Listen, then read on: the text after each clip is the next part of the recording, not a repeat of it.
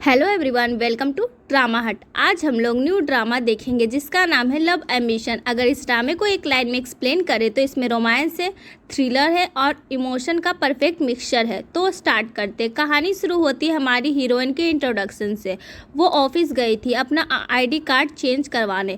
वहाँ जाकर उसने बोला उसका नाम शाओयान है और अब वो नया कार्ड लेना चाहती है क्योंकि अपना नेम चेंज कर रही है। उन्होंने बोला पुराना कार्ड दो, तो वो अपना पुराना कार्ड देती है। तब हीरोइन बोलती है मेरा नाम पहले शाओयान था। जब मैं छोटी थी मेरे मम्मी पापा बहुत स्ट्रिक्ट थे और मैं अपनी आइडेंटिटी चेंज कर रही हूँ। अब से मेरा नाम शाओयान नहीं होगा, लोग मुझे अब शुयन बुलाएंगे क्योंकि छोटे में उसको दिल की प्रॉब्लम थी। जब लगा कि उसे बच्चे को छोड़ना पड़ेगा तब शुयन की दादी ने कहा मैं इस बच्चे का ख्याल रखूंगी और उसको ले गई। उसके पिता रोते हुए कह रहे थे कि वो अफोर्ड नहीं कर सकते और पाल भी नहीं सकते। दादी ने उसे पाला, तब उसने दादी का सरनेम ले लिया। जब तक वो 18 साल की हुई उसका जनरल आईडी कार्ड बन गया। दुनिया में शुयन जैसा कोई नहीं। उसका एक ही टारगेट था, अपनी दादी को अच्छी ज़िंदगी देना। इसी गोल के साथ वो वहाँ से चली। यहाँ से समझ आता है कि शुयन एक नॉर्मल फैमिली से थी लेकिन अब वो एक रिच घर में आ गई है। वहाँ बैठकर ऑकवर्ड फील कर रही थी। वहाँ रिश्ते की बात हो रही। शुयन के मम्मी पापा भी बैठे थे और वहाँ पर हमारा हीरो भी बैठा था जिसका नाम है हाओमिंग। वो बोलता है थैंक यू अंकल आंटी, आपने मुझे इस लायक समझा कि मैं आपकी बेटी से शादी कर सकूं। शुयन हंसती है। हाओमिंग के मम्मी पापा बड़े रिच और बड़े लोग लगते थे। हीरो के मम्मी पापा वहाँ बैठे थे लेकिन फिर भी उनको डाउट हो रहा था। तब शुयन के मम्मी पापा से पूछे कि आप कौन से रिसर्च करते हो। तब उसके पापा सोच में पड़ जाते हैं। शुयन ऑलरेडी एक न्यूज़ कंपनी में काम करती है। उस मम्मी पापा को पूरी तरह से ट्रेन किया था। असल में उसके मम्मी पापा जो उसके साथ थे वो फेक हैं। फिर उसके बाद जब आर्किटेक्चर का सवाल आया तो हम देखते हैं उसके डैड बस आकू आकू कहकर बोल रहे थे। फिर शुयन उसे समझाती है और अपनी मॉम को भी परफ्यूम चेंज करने को सजेशन देती है। फिर इधर उसके पापा कहते हैं एक न्यू डेवलपमेंट चल रही है और कुछ दिनों में वो डेवलप्ड हो जाएगा। उसके बाद उसकी मम्मी पूछती है उस कॉलेज में एक कैंटीन है, वहाँ एक डिश बहुत फेमस है। ये सवाल पर फिर हम देखते हैं कि शुयन अपनी मम्मी पापा को उस कॉलेज में घुमाने के लिए लेकर गई थी। वहाँ सब कुछ दिखाया था। उसके पापा कहते हैं हाँ वो फेमस डिश बहुत ही अच्छा था। फिर हीरो की मम्मी पूछती है मैंने वहाँ प्रोफेसर के बारे में पूछा था बट आपका नाम वहाँ नहीं था। हमारी शुयन ऑलरेडी इसके लिए ट्रेनिंग दे चुकी थी। शुयन तुरंत फ़ोन उठाती है और समझाती है कि मेरे डैड इस कॉलेज में लेक्चरर बन के नहीं आए थे बल्कि रिसर्चर के लिए आए थे, इसलिए उनका नाम लोकल प्रोफेसर में नहीं दिखेगा, लेकिन अगर आप रिसर्चर के लिस्ट में देखोगे तो उनका नाम मिल जाएगा। फिर उसके पापा 2 किताब निकालते हैं, हीरो की मम्मी और हीरो के पापा को देते हैं और कहते हैं कि ये मेरी लिखी हुई किताब है। फिर वो किताब देखते हैं, एक पर ऑटोग्राफ है और एक पर नहीं था। फिर उसकी मम्मी कहती है सिर्फ ऑटोग्राफ देखकर ही लगता है कि कोई बड़ा आदमी ने साइन किया है, लेकिन मेरे बुक पर साइन नहीं है। तो वो बुक उसके पापा को दे देती है और उसके पापा साइन कर रहे होते हैं। फिर हम लोग फ्लैशबैक देखते हैं।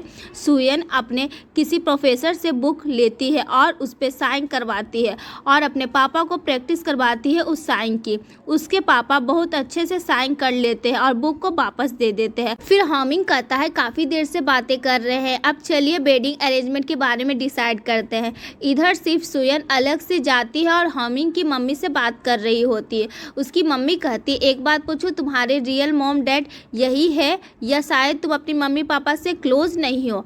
फिर हम देखते हैं खाने के वक्त शुयन की मम्मी बहुत सारा खाना उसके प्लेट में देती है। शुयन सब कुछ खा लेती है लेकिन सिर्फ एक को नहीं खाती है।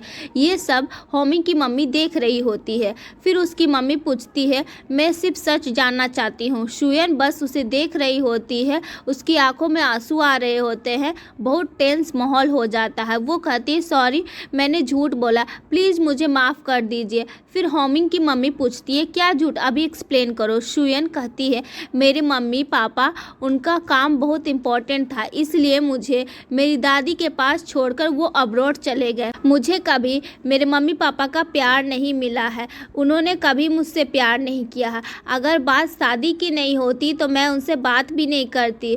और ये कहकर रोने लगती है। होमी की मम्मी कहती है ठीक है टेंशन मत लो, हर मॉम डैड पहली बार पेरेंट्स बनते हैं, उनको खुद भी समझ नहीं आता है क्या करना है। अगर वो अपनी लाइफ अपने तरीके से जीते हैं तो हमें बस देखना है, तभी उन्हें कोई बुलाता है। तो होमी की मम्मी चली जाती है। उसी वक्त शुयन को कॉल आता है। एक लड़की कहती है तुमने एक फैमिली शो होस्ट करने के लिए एप्लीकेशन डाली थी, वो रिजेक्ट हो गया है। जो स्किटिंग होस्ट थी वो गुस्सा हो गया और उसने एप्लीकेशन फाड़ दिया, तुम्हें केयरफुल रहना होगा। तो वो कहती है बस ये सब तो अभी शुरुआत हुआ है। तभी होमिंग चीखता है शुयन इधर आओ। तो शुयन स्माइल करती है और पीछे मुड़ के कहती मैं आ रही हूँ। फिर सीन शिफ्ट होता है एक होटल के रूम के अंदर, तीनों जा रहे होते। शुयन उन दोनों से कहती शादी पर मिलते, शादी के बाद मैं तुम दोनों को तंग नहीं करूँगी। तो उसके नकली पापा कहते हैं हम सब एक्टर ही तो है, चाहे तुम रोड पर कितना भी देख लो हमें पहचान नहीं पाओगे, हम तुम्हें कोई तकलीफ नहीं देंगे, कल सुबह 7 बजे हम यहाँ से निकल जाएंगे। फिर शुयन कहती है तुम्हें जितने पैसे चाहिए सब रेडी रहेंगे, बाय। तो शुयन वहाँ से निकल जाती है। तब सीन शिफ्ट होता है, शुयन अपने ऑफिस में काम कर रही होती है। फैमिली फीस्ट एक रियलिटी शो है टीवी पर, उस शो के पीछे प्लानिंग टीम में शुयन काम करती है, मगर उसका सपना तो है शो की होस्ट बनने का, इसलिए उसने अप्लाई किया था पर रिजेक्ट हो गया। इसी बीच शो की असली होस्ट उसके पास आकर ताना मारती है, अरे ये क्या है, एक प्लानर होस्ट बनना चाहती है, इसके लिए कुछ क्वालिफिकेशन चाहिए और देखो स्क्रिप्ट कैसा लिखा है, इससे मैं बोल भी पाऊंगी। तो शुयन कहती है आप मुझे बता दीजिए मैं चेंज कर दूंगी। फिर होस्ट लड़की चीख कर बोली इधर देखो, अपना मुंह बंद रखो और चुप रहो, रिच बॉयफ्रेंड मिल गया है तो बड़ा एटीट्यूड दिखा रही हो, ऐसे बॉयफ्रेंड सिर्फ 2-3 महीने टिकेंगे, उसके बाद तो तुम्हें छोड़कर भाग जाएंगे। उस लड़की ने उसे वार्न किया। बाद में वो डायरेक्टर के पास गई, लेकिन वहाँ से भी उसे सुनना पड़ता है, तुम चाहे जितना काम कर लो, लेकिन सच ये है कि अभी हमारे शो की रेटिंग ही ठीक नहीं चल रही है। शुयन कहती है सर मैंने तो अपनी तरफ से जितना हो सके सब अच्छा करने की कोशिश कर रही हूँ, लेकिन कुछ भी ठीक से नहीं हो रहा है। अभी मैंने सोचा था कि एक नया गेस्ट को बुला लूँ, उसका नाम है शुनमू। डायरेक्टर थोड़ा हैरान होकर बोले क्या उन्होंने आने के लिए हाँ कहा है? उनका तो बहुत बड़ा नाम है, क्या उन्होंने अपना शेड्यूल दिया है? शुयन कहती नहीं सर, मैं अभी तक उनसे शेड्यूल नहीं ले पाई। इस पर डायरेक्टर गुस्से में कहते हैं पहले उनसे शेड्यूल ले लो, उसके बाद मुझसे बात करो। शुयन बार बार शुमो को मैं कर रही होती है, लेकिन जवाब नहीं मिलता है। वो घर पर बैठकर सोचती रहती है काश उनका नंबर मिल जाए। तभी हामिंग वहाँ आता है और कहता है ये लो उनका नंबर। शुयन हैरान होकर पूछती है ये नंबर तुम्हें कैसे मिला? हामिंग कहता है जब मैं लंदन गया था तब वो मेरे दोस्त बने थे, मैंने उनका नंबर ले लिया तुम्हारे लिए। मैंने उनसे ये भी बोला है तुम्हें कांटेक्ट कर ले इस पर्सनल नंबर पर। शुयन थैंक्स कहती है। शुयन कहती है तुम्हें कैसे पता चला मुझे इनका नंबर चाहिए? तो हामिंग किस करते हुए बोला कि तुम्हारे ऑफिस में मेरा एक स्पाई है। शुयन थोड़ा घबरा जाती है, पूछती है आज मेरे मम्मी पापा तुम्हारे घर गए थे ना, सब कुछ ठीक रहा ना, तुम्हारी मम्मी पापा को वो अच्छे लगे ना? हामिंग कहता है उन्हें पसंद आए हो या ना आए हो मुझे उससे फ़र्क नहीं पड़ता, क्योंकि मुझे तुम पसंद हो। इतना करके वो उसे किस करने लगता है। शुयन पूछती है तो सच में तुम्हें मैं ही पसंद हूँ? हामिंग प्यार से जवाब देता है हाँ मुझे तुम बहुत पसंद हो। शुयन मुस्कुराते हुए पूछती है और मुझ में तुम्हें सबसे अच्छा क्या लगता है? हामिंग कहता है मुझे तुम में सब कुछ पसंद है और उसे किस करने लगता है। तो शुयन मन में सोचती है मुझे अच्छे से पता है कि एक पति से जो भी उम्मीदें होती है वो सब इसमें पूरी होंगी, इसलिए मैं हर हाल में इससे शादी करके पाना चाहती हूँ, इसके लिए चाहे मुझे कितनी भी मेहनत क्यों ना करनी पड़े। यहीं से उसकी यादें का एक फ्लैशबैक शुरू होता है जब उसने पहली बार हामिंग को देखा और उससे मुलाकात हुई है। शुयन ऑफिस में जाती है, वहाँ एक लड़की उसे आकर बताती है कि एक नया प्लांट शो अभी अभी ओपन हुआ है। उसे इंटरव्यू के लिए मैंने उसे कांटेक्ट करने की कोशिश की बट कोई रिस्पांस नहीं आ रहा है। तो शुयन कहती है ठीक है मैं देख लूँगी। तो उसके वेबसाइट पर चेक करती, वहाँ एक ऐड डाला गया है कि उन्हें वर्कर के लिए लोग चाहिए। अगले दिन शुयन वर्कर इंटरव्यू के लिए सीधा निकल पड़ती है। शॉप बहुत बड़ा था और वो अंदर जाकर शॉप के ऑनर से मिलते वहीं हमारा हीरो होता है और उसे ग्रीट करती है। तो हामिंग कहता है वहाँ एक प्लांट बाहर पड़ा था जो मरने वाला था। उसने दूर से बोला इसे ठीक करो। शुयन उसे देख रही थी और कहती है ये प्लांट दो तरीके से डेवलप कर सकते, एक तो नेचुरली ग्रो करना या फिर थोड़ा कंट्रोल करके आर्टिफिशियल ग्रो करना, लेकिन मेरे लिए मुझे पसंद है अपने तरीके से उसे ग्रो करना। मुझे अच्छा लगता है जब मैं इसे अपने शेप और साइज़ में ग्रो करती हूँ। सनलाइट को बिल्कुल कंट्रोल करना पड़ता है, वैसे ही तरह पानी का फ्लो भी मैनेज करना होता है। हामिंग उसके पास आकर बैठ जाता और कहता है कल से काम पर आ जाना। तो शुयन कहती है ठीक है। तब हामिंग कहता है अगर तुम यहाँ काम करोगी तो होस्ट पर कौन काम करेगा। ये सुनकर शुयन थोड़ा शॉक हो गए। तो हामिंग कहता है मिस शुयन तुम बहुत स्मार्ट हो, तुमने मुझे जो भी सिखाया मुझे बहुत पसंद आया। जैसे तुमने ट्री प्लांट करने का फिलॉसफी बताया वो भी मुझे बहुत पसंद आया और तुम्हारे कपड़े और लुक से नहीं लगता कि तुम नाटक कर रही हो। और हाँ मैंने तुम्हें देखा, तुम्हारे असिस्टेंट ने पिक अपलोड किया था, उससे मैंने तुम्हें पहचान लिया। तुमने जो कुछ भी किया वो देखकर अच्छा लगा, लेकिन मैं इंटरव्यू नहीं देता। तब शुयन कहती है सॉरी मैंने जिस तरह आपको अप्रोच किया उसके लिए मुझे माफ़ कीजिए, लेकिन चाहे आप इंटरव्यू दे या ना दे मैंने पहले ही तय कर लिया था कि मैं आपको एक गिफ्ट ज़रूर दूंगी। ये लीजिए इसे रख लीजिए। इंटरव्यू ना देने पर भी कोई बात नहीं। गिफ्ट खोलकर देखा तो उसमें एक बहुत पुराना और फेमस बोटनिस्ट का कलेक्शन था। उसके अंदर एक सीजर थी जो पौधों को काटने के लिए बनाई गई थी। शुयन ने मुस्कुराते हुए कहा मुझे लगा ये आपको ज़रूर पसंद आएगा। इसके साथ ही एक फ्लैशबैक दिखाया गया जब शुयन उस दुकान पर टेस्टिंग के लिए गई थी। वहाँ उसने देखा कि किसी ने मिट्टी नीचे गिरा दी थी और उसके साथ एक छोटा सा सीजर भी था। उसने तुरंत उठाकर दौड़कर लड़की को दिया।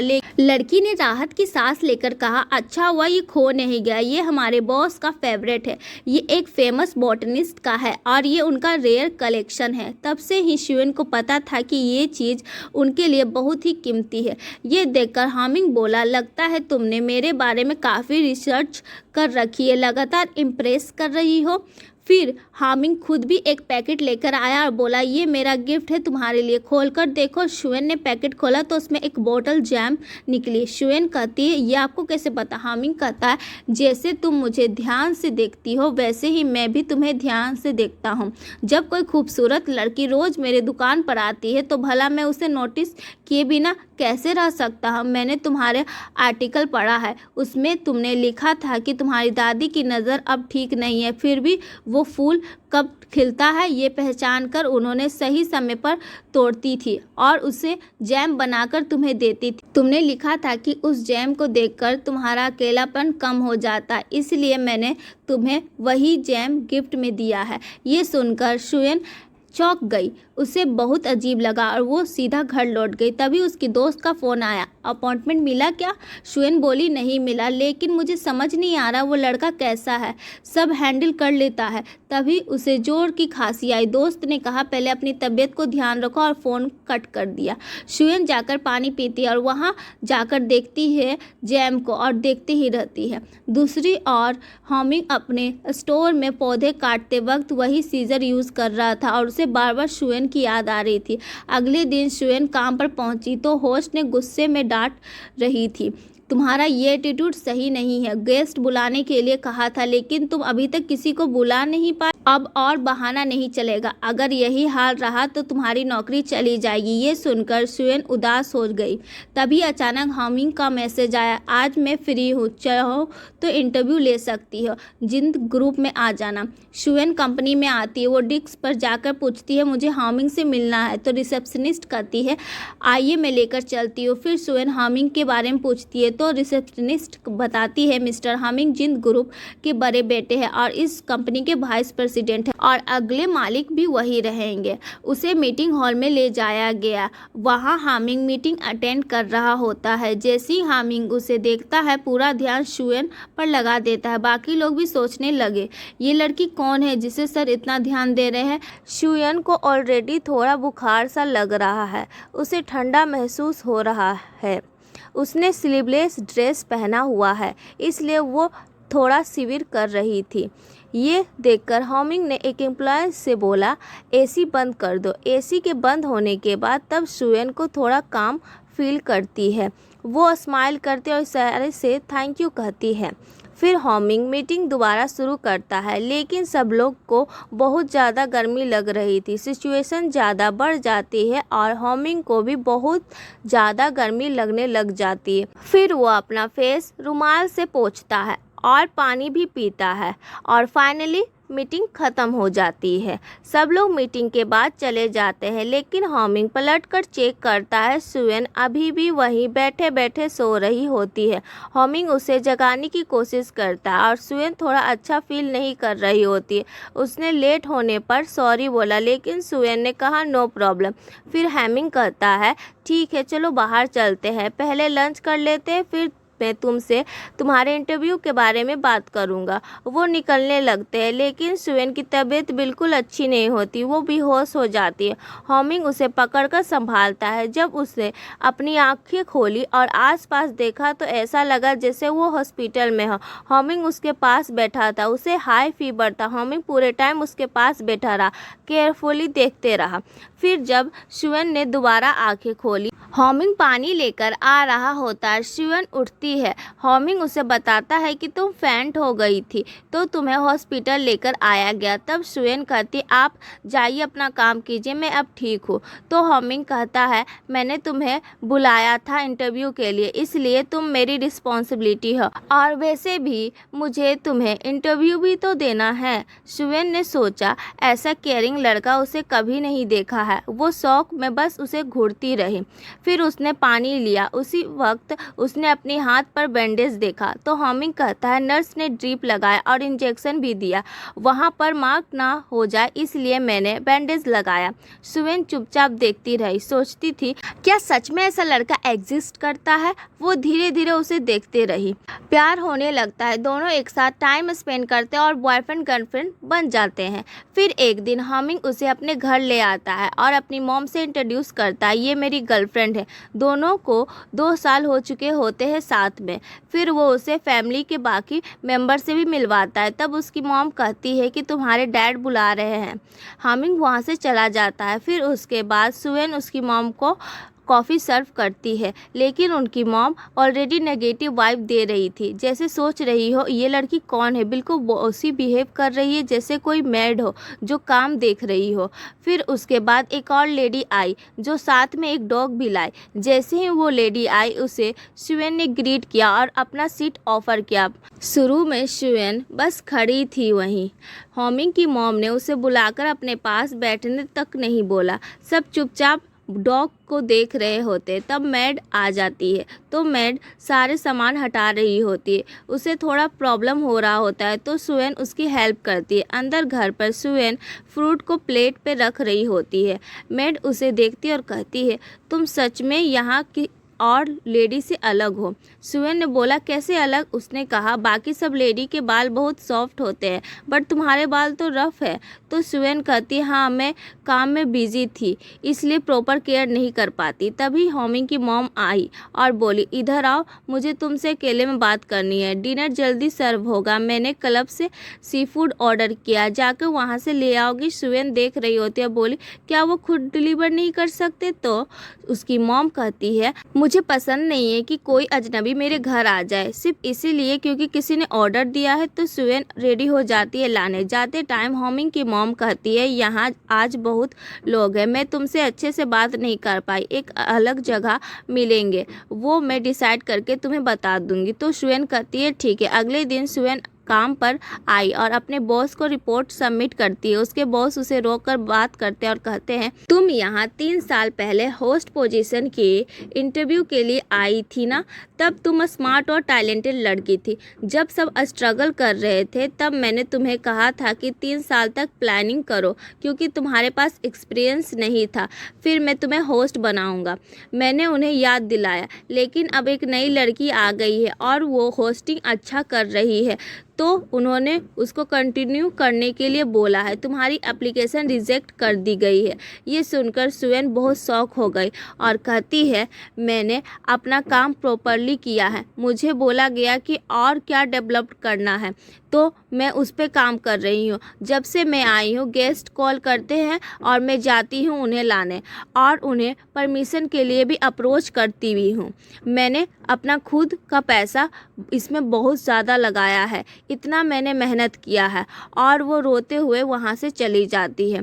फिर होमिंग की मॉम ने कॉल करके बोला, मैंने टाइम और जगह फ़ोन पे भेज दिया है, आ जाना। तो सुएन कहती ठीक है आंटी और निकलने लगी। मिलने से पहले सुएन के घर के पास वाले ब्यूटी पार्लर गई हेयर स्पा करवाने के लिए। उसके बाद होमिंग की मॉम आई। जैसे ही आई सुएन ने पूछा कि क्या ऑर्डर लेना है और मेन्यू कार्ड ले लिया। तो होमिंग की मम्मी ने बोला, अभी नहीं, मैं अपनी फ्रेंड का इंतज़ार कर रही हूँ। तो सुएन कहती है ठीक है, आपकी फ्रेंड आएगी तो ऑर्डर करेंगे। एक लड़की आई, वो होमिंग की दोस्त थी। उस लड़की का नाम जिनसिंग था। होमिंग की मॉम बोली, तुम अचानक अमेरिका से आ गए और उससे बात करने लगे। तब एक और लड़की आई, शायद फैशन बिजनेस में थी। होमिंग की मॉम उससे बात करने लगी। सुएन को एक शब्द नहीं बोला। जब वो दोनों लड़कियां चली गई तब होमिंग की मॉम कहती है, तुम्हें समझ में आ गया होगा उन्हें यहाँ क्यों बुलाया गया था। मैं यहाँ इन बोल्ड लड़कियों के साथ डील कर रही हूँ जो न्यू बिजनेस स्टार्ट करती है। जब मैं उन सब से बात कर रही थी और सब मिलकर तुम्हें इग्नोर कर रहे थे तभी तुम बस टॉलरेट कर रही थी। और मेरी फैमिली को ऐसी लड़की नहीं चाहिए जो सब कुछ बर्दाश्त करती रहे। तुम जैसे बैकग्राउंड वाले लोग कभी हमसे क्लोज नहीं हो सकते, तो तुम मेरे बेटे से ब्रेकअप कर लो, समझी। तभी सुएन को अचानक एक पुरानी याद आई। जब वो छोटी थी तो शुरू में स्ट्रीट के किड उसे टीज करते थे। तब सुएन कहती थी, मेरे मम्मी पापा अब्रॉड में। होमिंग की मॉम जाने के लिए खड़ी होती है तो सुएन कहती है, मेरे मम्मी पापा सब अब्रॉड में हैं और मैं रिस्पेक्ट के साथ बड़ी हुई हूँ। मेरे दादी ने मुझे ये सब खुद बताया है। आप मुझे ऐसे ट्रीट कर रहे हो जैसे मैं कोई गरीब फैमिली की लड़की हूँ। मैं यहाँ पर काम कर रही हूँ क्योंकि मुझे अपने पैरों पर खड़ा होना है। जब मुझे हेल्प चाहिए होती है तभी मैं उनके पास जाती हूँ।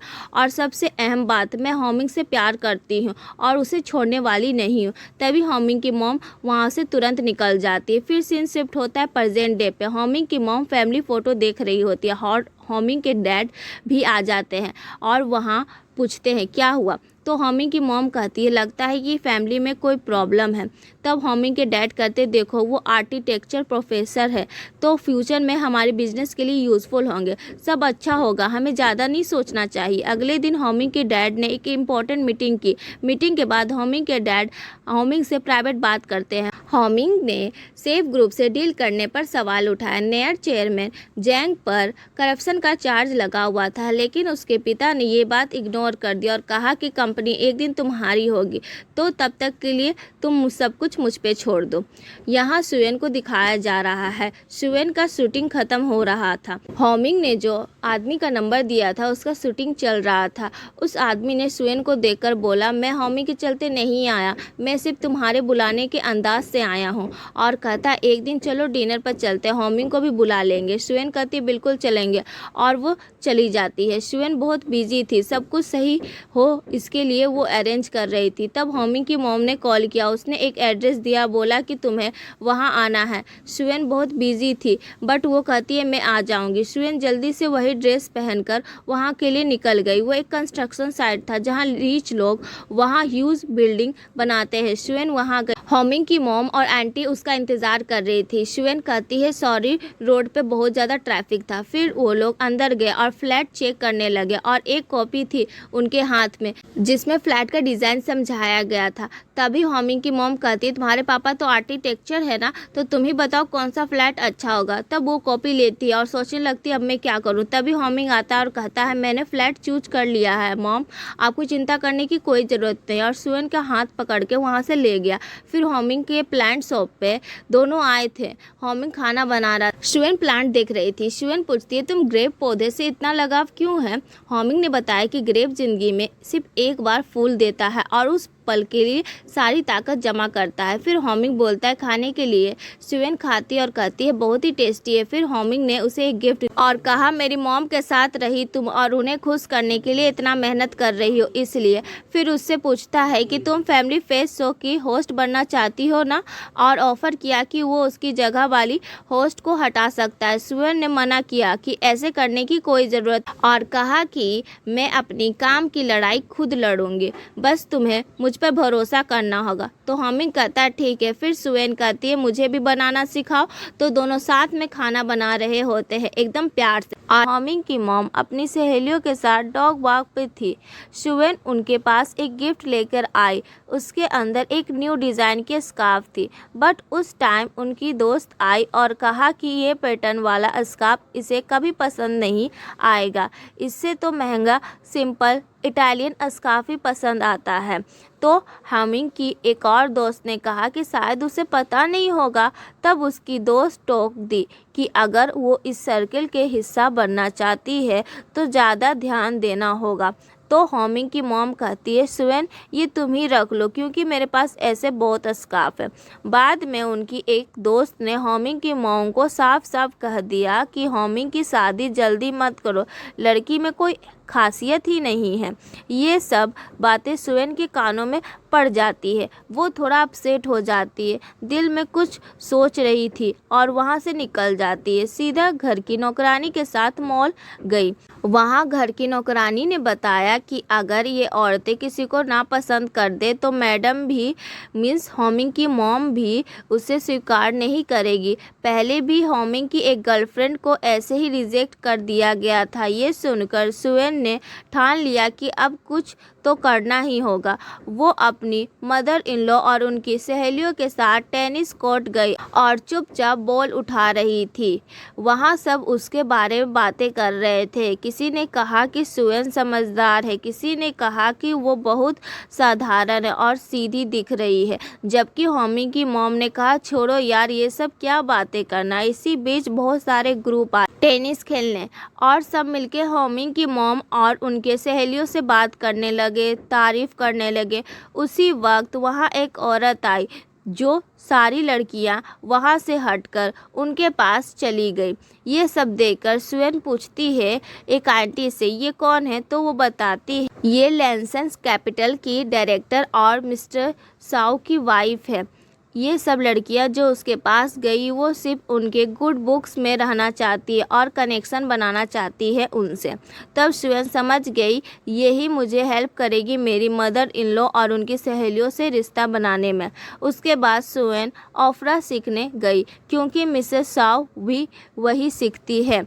बचपन से सुएन ने थोड़ा बहुत ओपेरा सीखा था तो उसने सिर्फ वाटर सिबली टेक्निक सीखने की जिद की। लगातार प्रैक्टिस करते करते उसका हाथ सूज गया, लेकिन टीचर उसकी मेहनत से प्रभावित हुई और मिसेस साउ से उसका जिक्र किया। तब मिसेस साउ खुद सुएन से मिली, उसकी परफॉर्मेंस की तारीफ की और उसे अपनी कंपटीशन में भाग लेने का इनवाइट दिया। बातचीत के दौरान सुएन ने अपनी असली प्रोफेशन बताया कि वो फैमिली फेस्ट नाम के शो की होस्ट है और अब शो का नया फॉर्मेट पावरफुल औरतों का इंटरव्यू पर आधारित होगा। मिसेस साउ को शक कि ये सब प्लान है और वहाँ से चली गई।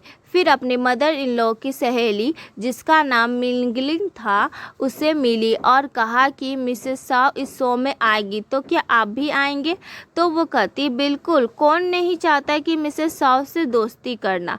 फिर शो के डायरेक्टर को आइडिया दिया कि सेलिब्रिटी की जगह मिसेस साउ जैसी औरतों को बुलाए, इससे शो की वैल्यू और टीआरपी दोनों बढ़ेगी। डायरेक्टर ने उसके ये आइडिया को सपोर्ट किया और सुएन ने कहा कि लेकिन मेरी एक कंडीशन है, आप प्लीज़ एक बार और मेरा होस्ट वाला एप्लीकेशन सबमिट कीजिए।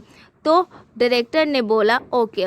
सुवेन ने फिर मिसेस साउ से बात की और उन्हें बताया कि उनके बच्चे को इंटरनेशनल स्कूल में एडमिशन नहीं मिला है, तो स्कूल की बोर्ड मेंबर भी आ रही है ये एपिसोड में। तो मिसेस साउ कहती है तुमने मेरी जासूसी की? तो सुवेन कहती है मैं तो आपकी हेल्प कर रही हूँ। फिर सुवेन मिसेस साउ को यकीन दिलाई कि इस शो में उनके लिए नेटवर्किंग और अपनी ओफ्रा कंपटीशन प्रमोट करने का बेस्ट प्लेटफॉर्म है। तब मिसेस साउ मान गई। शो के अंदर मेहमानों में मिसेस साउ, एक्टर सू यंची, न्यूट्रिशन ही जिनसू और बिजनेस वोमेन सू मिंगली शामिल थी। सुवेन ने सबको इतनी अच्छा तरह से मैनेज किया कि सब इम्प्रेस हो गए और शो बहुत अच्छा हिट हुआ। नेक्स्ट डे सब शो देख रहे थे तो एक आंटी बोलती है तुम्हारा शो तो बहुत इंटरेस्टिंग है। तो सुवेन कहती है नेक्स्ट एपिसोड में मिसेस साउ फिर से आ रही है, क्या आप सब आएंगे? मैंने आपकी सीट पहले ही रिजर्व रखी है। तो सब रेडी हो जाती है और चली जाती है पार्लर की बुकिंग करने के लिए। उनके जाने के बाद पहली बार उनकी मदर इन लॉ ने सुवेन को अपने पास बैठने बुलाया और उसकी तारीफ की। धीरे धीरे सुवेन का शो बहुत आगे निकल गया, स्पॉन्सरशिप फी भी बढ़ गया और अब सेलिब्रिटी एजेंट खुद उनके पास आने लगे हैं। फिर लंच टाइम जब सुवेन और उसके असिस्टेंट लंच पर गए तो सुवेन ने उसे पैसे भेजे उसके फादर की सर्जरी के लिए। उसके असिस्टेंट ने सुवेन को थैंक यू कहा। फिर जब सुवेन अपने हेयर सेटअप कर रही थी उसकी पुरानी होस्ट आकर कहती है मेरा हेयर सेटअप करो। तो मेकअप आर्टिस्ट कहती है आपका तो शो बहुत लेट है। तो पुरानी होस्ट कहती है अच्छा तुम्हारे तो रंग ढंग सब बदल गए हैं, इधर आओ और मेरा हेयर सेटअप करो। तब सुवेन कहती है कर दो मेरा हो ही गया। तो मेकअप आर्टिस्ट कहती है अभी मैं सामान लेकर आती हूँ। तब उसे होस्ट ने आरोप लगाया कि सुवेन की सफलता सिर्फ उसके रिच बॉयफ्रेंड की वजह से है। तब सुवेन ने जवाब दिया कि अगर उसे स्मार्ट और चालाक कहा जा रहा है तो ये उसके लिए कॉम्प्लीमेंट है क्योंकि उसने सब अपनी मेहनत से पाया है और ये कहकर चली जाती है।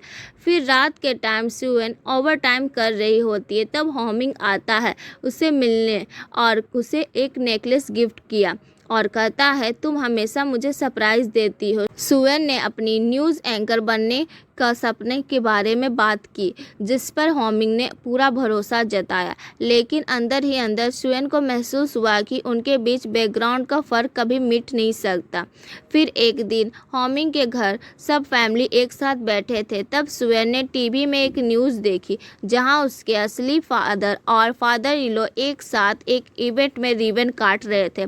उसके फादर इन लॉ ने लोकेशन पहचान कर सुवेन से पूछा क्या वो दयाल कंट्री की है और क्या कभी दयाल कंट्री गई है। तब सुवेन कहती है मेरी दादी दयाल कंट्री से है और वहाँ बहुत कुछ चेंज हो गया है।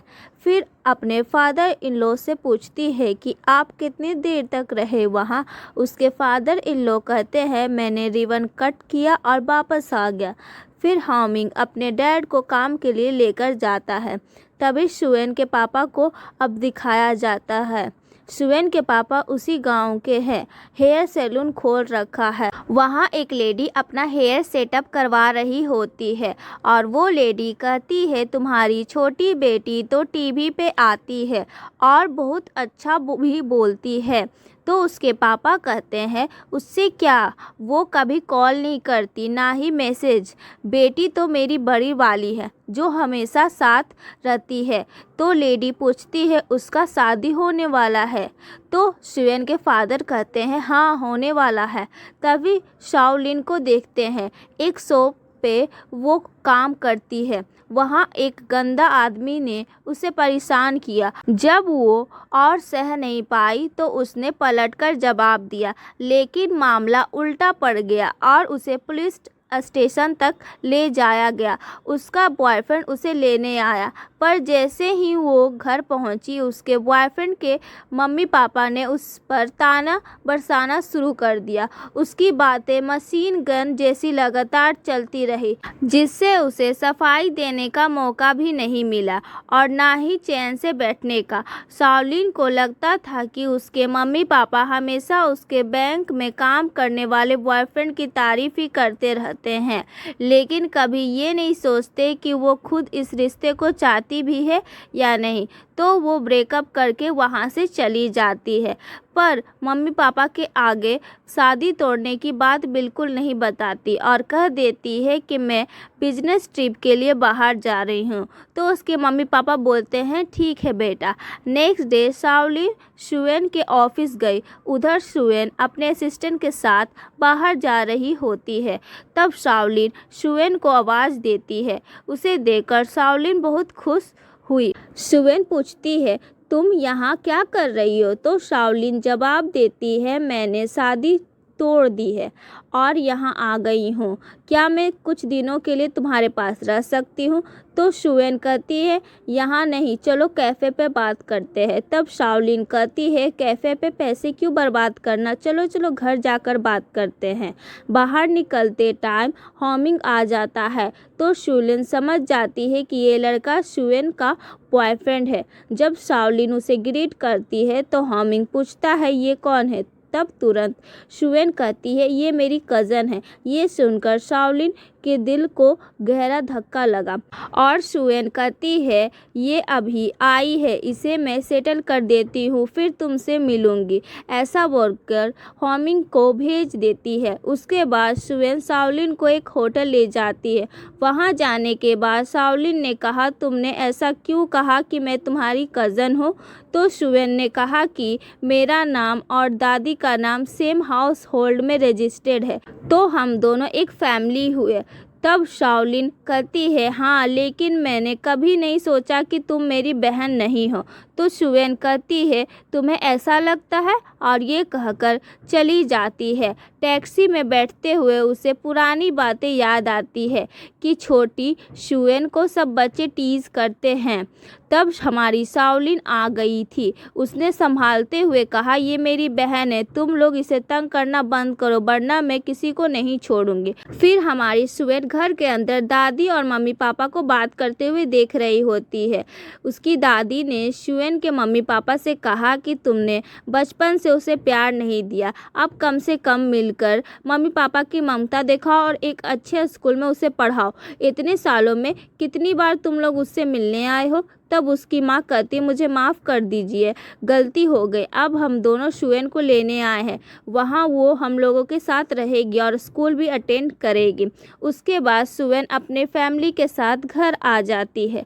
घर आते ही अपनी दादी की बात याद करती है। उसकी दादी कहती है कि अपने मम्मी पापा को तंग मत करना, अच्छे से रहना, अपना काम भी सब कुछ खुद ही से कर लेना, ठीक है बेटा?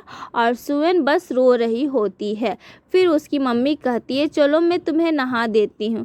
तो शुएन कहती है नहीं नहीं, मैं खुद नहा लूँगी।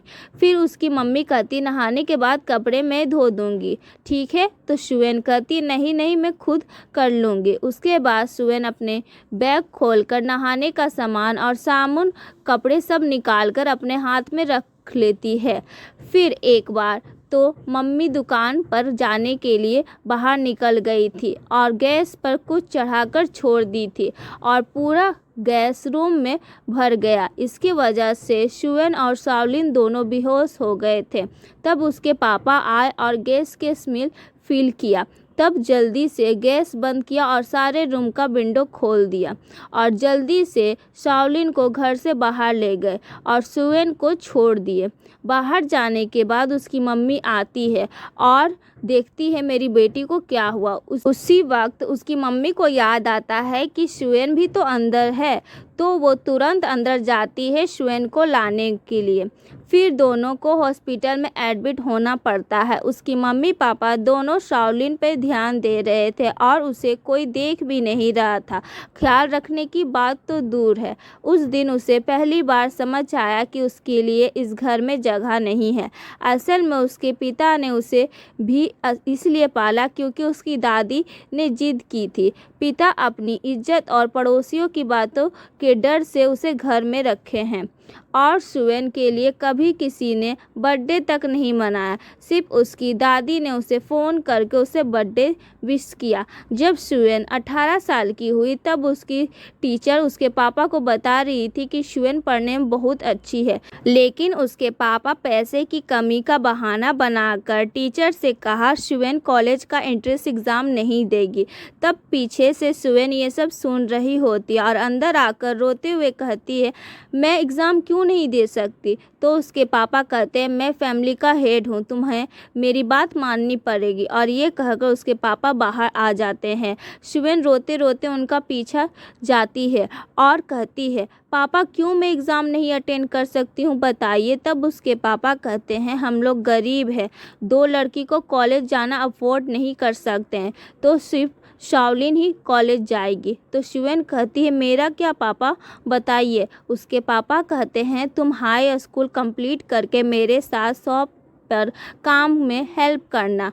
तो शिवेन कहती है ऐसे क्यों हैं आप, हमेशा बायस्ड है, अपने सारी अच्छी चीज़ शाओलिन को दी है और मुझे कुछ भी नहीं। मैं अच्छी से पढ़ाई की, आपकी हर बात मानी, मुझे लगा एक दिन आप मुझसे प्यार करोगे, पर ऐसा नहीं हुआ। आपने मुझसे बिना पूछे क्यों बोला कि मैं एग्ज़ाम नहीं दूंगी। आप जो कर रहे हो उसे चोरी बोला जाता है। तब उसके पापा गुस्सा हो जाते हैं और उसे एक थप्पड़ मार देते हैं। उसके बाद वो रोते रोते हुए वहाँ से सीधा अपनी दादी के पास चली जाती है और उसी वक्त से दादी उसकी दुनिया बन जाती है। दोनों ने मिलकर सालों गुजारे और शिवेन ने तय कर लिया कि वो कभी उस दर्दनाक घर में वापस नहीं जाएगी। जब वो टैक्सी में बैठी उदास मन से घर लौट रही थी तभी उसे होमिंग का फ़ोन आया। उसने बुलाया कि वो उसके स्टूडियो आए और उसे वहाँ फूल दिखाया जो उसने बड़ी मेहनत से उगाया है। ये ऐसा फूल था जो जीवन में सिर्फ एक बार और वो भी रात में खिलता है। होमिंग ने उसे समझाया कि इस फूल को खिलने में कितनी मुश्किलें और असफलताएं झेलनी पड़ती है, लेकिन जब ये खिलता है तो पहले से कई ज़्यादा खूबसूरत लगता है। फूल को देखते हुए शिवेन ने महसूस किया कि ये फूल उसी की तरह है, वो भी हर मुश्किल हर चोट सहकर एक दिन खूबसूरती से खिलेगी। और अगर ये रास्ता होमिंग के साथ होने तक पहुंचता है तो चाहे जितनी कीमत चुकानी पड़े मैं सब कुछ करूंगी। फिर दोनों एक दूसरे को किस करते हैं। शाओलिन ने शिवेन को मैसेज किया कि वो नेक्स्ट मॉर्निंग इस होटल को छोड़कर कहीं और शिफ्ट होगी। शिवेन ने मैसेज पढ़ा लेकिन उसके मन में कोई खास भाव नहीं आया। बाद में होमिंग ने पूछा कि उसने कभी उसकी इस कज़न के बारे में क्यों नहीं सुना, क्या हमें उसे शादी में बुलाना चाहिए। शिवेन ने कहा वो बस दूर की रिश्तेदार है, हमारे बीच ज़्यादा नज़दीकी नहीं थी, शादी में बुलाने की कोई ज़रूरत नहीं है। होमिंग ने बस शांत होकर कहा ठीक है तुम्हारी मर्जी। उधर शाओलिन ने होटल छोड़ दिया और शिवेन को पैसे लौटाने का मैसेज भेजा। मैंने होटल कैंसिल कर दिया है, ये पैसे वापस ले लो। बहन की बेरुखी से परेशान होकर उसने शिवेन को बुरी बहन कहा। इसी बीच उसका एक्स मंगेतर लिन ताओ का मैसेज आया। उसने माफ़ी मांगते हुए कहा कि उसके मॉम डैड ने उसे डांटा लेकिन वो चाहता है कि शाओलिन वापस आ जाए। शाओलिन ने गुस्से में जवाब दिया कि दफ़ा हो जाओ। लिन ताओ फिर शाओलिन के मम्मी पापा से मिलने गया और पूछा कि शाओलिन कहाँ है। तो उसकी मॉम कहती है बिजनेस ट्रिप पे गई है, तुम्हें पता नहीं है। फिर अपने हस्बैंड को बुलाती है। शिवेन के पापा कहते हैं चलो अंदर साथ में खाना खाते हैं। तो लिन ताओ कहता है क्या शाओलिन ने बिजनेस ट्रिप जाने से पहले उन्हें कुछ बताया था। जब उन्होंने मना किया तो उसने बताया कि उसका रिश्ता टूट चुका है। ये सुनकर उसके मम्मी पापा हैरान रह गए। वो दोनों तुरंत टिकट बुक करके जिंगजाओ रवाना हो गए। फिर शिवेन का जो पुराना पता था वो लोग वहाँ गए बट उनको शिवेन का घर नहीं मिला। इधर शिवेन के इन-लॉज उसका घर देखने आए थे और वहीं पर शिवेन के असली मॉम डैड भी थे। शिवेन उन्हें देखती है। शिवेन घबरा गई और मन ही मन डरने लगी कि कहीं सच्चाई खुल गई तो होमिंग का परिवार उसे ठुकरा देगा। जल्दी से उसने होमिंग और उसके मम्मी पापा को टालने के लिए कहा कि उन्हें उसके तीसरे अंकल को लेने जाना है। तो उसकी मदर इन लॉ मान गए और बोली कि फिर अगले डिनर पर मिलेंगे। जैसे ही वो लोग निकले उसके पापा ने शुएन कहकर आवाज लगाई और पूछताछ शुरू कर दी। नकली मम्मी पापा खुद को वेडिंग प्लानर कंपनी से बताते हुए फौरन चले गए और शुएन को पैसे ट्रांसफर करने का इशारा कर दिया। इसके बाद उसकी मम्मी ने शुएन से पूछा ये क्या हो रहा है, तो शुएन कहती है मैं शादी कर रही हूँ। ये सुनकर उसके पापा गुस्सा करने लगे कि वो शादी कर रही है और अपने असली घर वालों को बताना तक ठीक नहीं समझा। शुएन ने सीधा कहा कि वो उन्हें शादी में बुलाना नहीं वाली, मेरे लिए दादी ही मेरे असली परिवार है। ये सुनकर उसके पापा भड़क गए और बोले अब से तू मेरी बेटी नहीं। फिर उन्होंने शाओलिन का पता मांगा और शुएन ने तुरंत भेज दिया। मिस्टर और मिसेस शाओ जब शाओलिन के अपार्टमेंट पहुंचे तो उसने माफ़ी मांगी कि उसने ब्रेकअप और जिंगजाओ आने की बात छुपाई, क्योंकि वो सब बहुत अचानक हुआ और वो उन्हें परेशान नहीं करना चाहती थी। लेकिन उसके मम्मी पापा ने जोर दिया कि वो वापस घर आ जाए, क्योंकि बिना डिग्री और जान पहचान के जिंगजाओ में रहना मुश्किल है। शाओलिन ने पलटकर कहा कि ये सब झेलना बेहतर है बजाय लिनताओ के घर अपमान सहना। बातों बातों में उसने शुएन का जिक्र छेड़ दिया और पापा पर आरोप लगाया आपने ही उसे भगा दिया है ना, और आपको पता है कि उसका बॉयफ्रेंड है। उसके पापा ने गुस्से में कह दिया कि शुएन शादी कर रही है लेकिन उन्हें बुला ही नहीं रही। ये सुनकर शाओलिन चौंक गई और बहन से मिलने चली गई। वहां पहुंचकर उसने शुएन के किराए के नकली माता पिता से मिला और वो कहते हैं तुम शुएन की दोस्त हो ना। हम शुएन के मम्मी पापा हैं जो अब्रॉड में रहते हैं और शुएन के शादी के लिए आए हैं। बस उसी वक्त शुएन आ जाती है। फिर शाओलिन घर के अंदर आती है और कहती है तू तो हमेशा से झूठ बोल रही थी, नकली मम्मी पापा रखी और सबको बताया कि वो बाहर रहते हैं। शुएन ने सब कुछ सुनते हुए कबूल किया कि सचमुच उसने झूठ बोला, क्योंकि होमिंग की मम्मी उसकी पुअर बैकग्राउंड से नफरत करती थी और यही एक तरीका था शादी तक बात पहुंचाने का। उसने और कहा होमिंग से मिलने से पहले मेरी ज़िंदगी बेरंग थी, वही है जिसने मेरी परवाह की, वही एकमात्र इंसान। शाओलिन उसकी बातें समझ रही थी लेकिन बोली झूठ फिर भी गलत है। शुएन ने जवाब दिया अगर मैं सच बताती तो सब मुझे होमिंग से अलग कर देते और मेरी सारी मेहनत बेकार हो जाती। या तो सब खो दूंगी या सब पा लूंगी, मुझे करियर भी चाहिए और प्यार भी। शाओलिन ने आखिरी बार मैं तुझे इस रास्ते पर जाते हुए नहीं देख सकती, अब मैं फिर नहीं आऊँगी और चली गई। बाद में होमिंग ने फ़ोन पर पूछा कि उसकी गेस्ट लिस्ट में बस 4 लोग क्यों हैं, मम्मी पापा, आंटी और मिस्टर जाओ। शुएन ने समझाया कि उसके मम्मी पापा अब्रॉड में रहते हैं और रिश्तेदारों से ज़्यादा मेल जोल नहीं रखते। होमिंग ने दादी को लाने का सुझाव दिया लेकिन शुएन ने टालते हुए कहा कि उनकी उम्र ज़्यादा है और सफ़र भारी पड़ जाएगा। फिर उसकी मम्मी का फ़ोन आया कि वो उसकी शादी में हर हाल आएंगे। ये सुनकर शुएन अपने गांव लौट गई जहां उसकी मुलाकात मिस्टर गांव से हुई जो पहले दर्जी थे अब और गार्डनर सराय और मछली तालाब चलाते हैं। उन्होंने पूछा कि क्या वो अब भी सेफ है या नहीं। शुएन ने कहा कि वो शहर में फूड शो चलाती है। आगे बढ़कर वो अपनी दादी से मिली जो स्टूल पर चढ़कर फूल तोड़ रही थी। शुएन ने जल्दी से उन्हें नीचे उतारा और डांटा कि वो ऐसे खतरे क्यों ले रही है। दादी उसे देखकर खुश हो गई। अब शुएन ने दादी को बैठा दिया और खुद फूल तोड़ने लगी। तोड़ते तोड़ते दादी से बातें भी कर रही थी। रात में शुएन ने दादी को फल काटकर परोसा और शादी की खुशखबरी सुनाई। दादी की आंखें खुशी से चमक उठी। आखिरकार मेरी ज़िंदगी में ये दिन देखने को मिला। लेकिन दादी को जल्दी उसकी आंखों में छुपा दर्द दिखा। शुएन उदास हुई और बोली कि उसके मम्मी पापा शादी में आना चाहते हैं, जबकि उन्होंने मुझे कभी अपना नहीं समझा। नानी ने उसे दिलासा दिया कि वो खुद बात करके उन्हें रोक देगी और वादा किया कि शुएन की शादी शानदार और खूबसूरत होगी। फिर उसने अपनी दादी को भी शादी में आने से मना किया। दादी थोड़ी उदास हुई और कही कि हाँ, तुम सही बोल रही हो, मैं कहाँ उतनी देर तक सफ़र कर पाऊँगी। मैं बस चाहती हूँ तुम्हारी शादी अच्छी से हो जाए और तुम खुश रहो। फिर शुएन ने अपने फ्रिज में देखा दादी का बनाया मीठा फूल का जाम, तो वो रो पड़ी। दादी ने समझाया कि ये इसलिए बनाया है ताकि उसे मुश्किल का सामना करने की ताकत मिले। शुएन ने दादी को कसकर गले लगाया और वादा किया कि वो उन्हें जिंगजाओ ले जाएगी और हमेशा खुश रखेगी।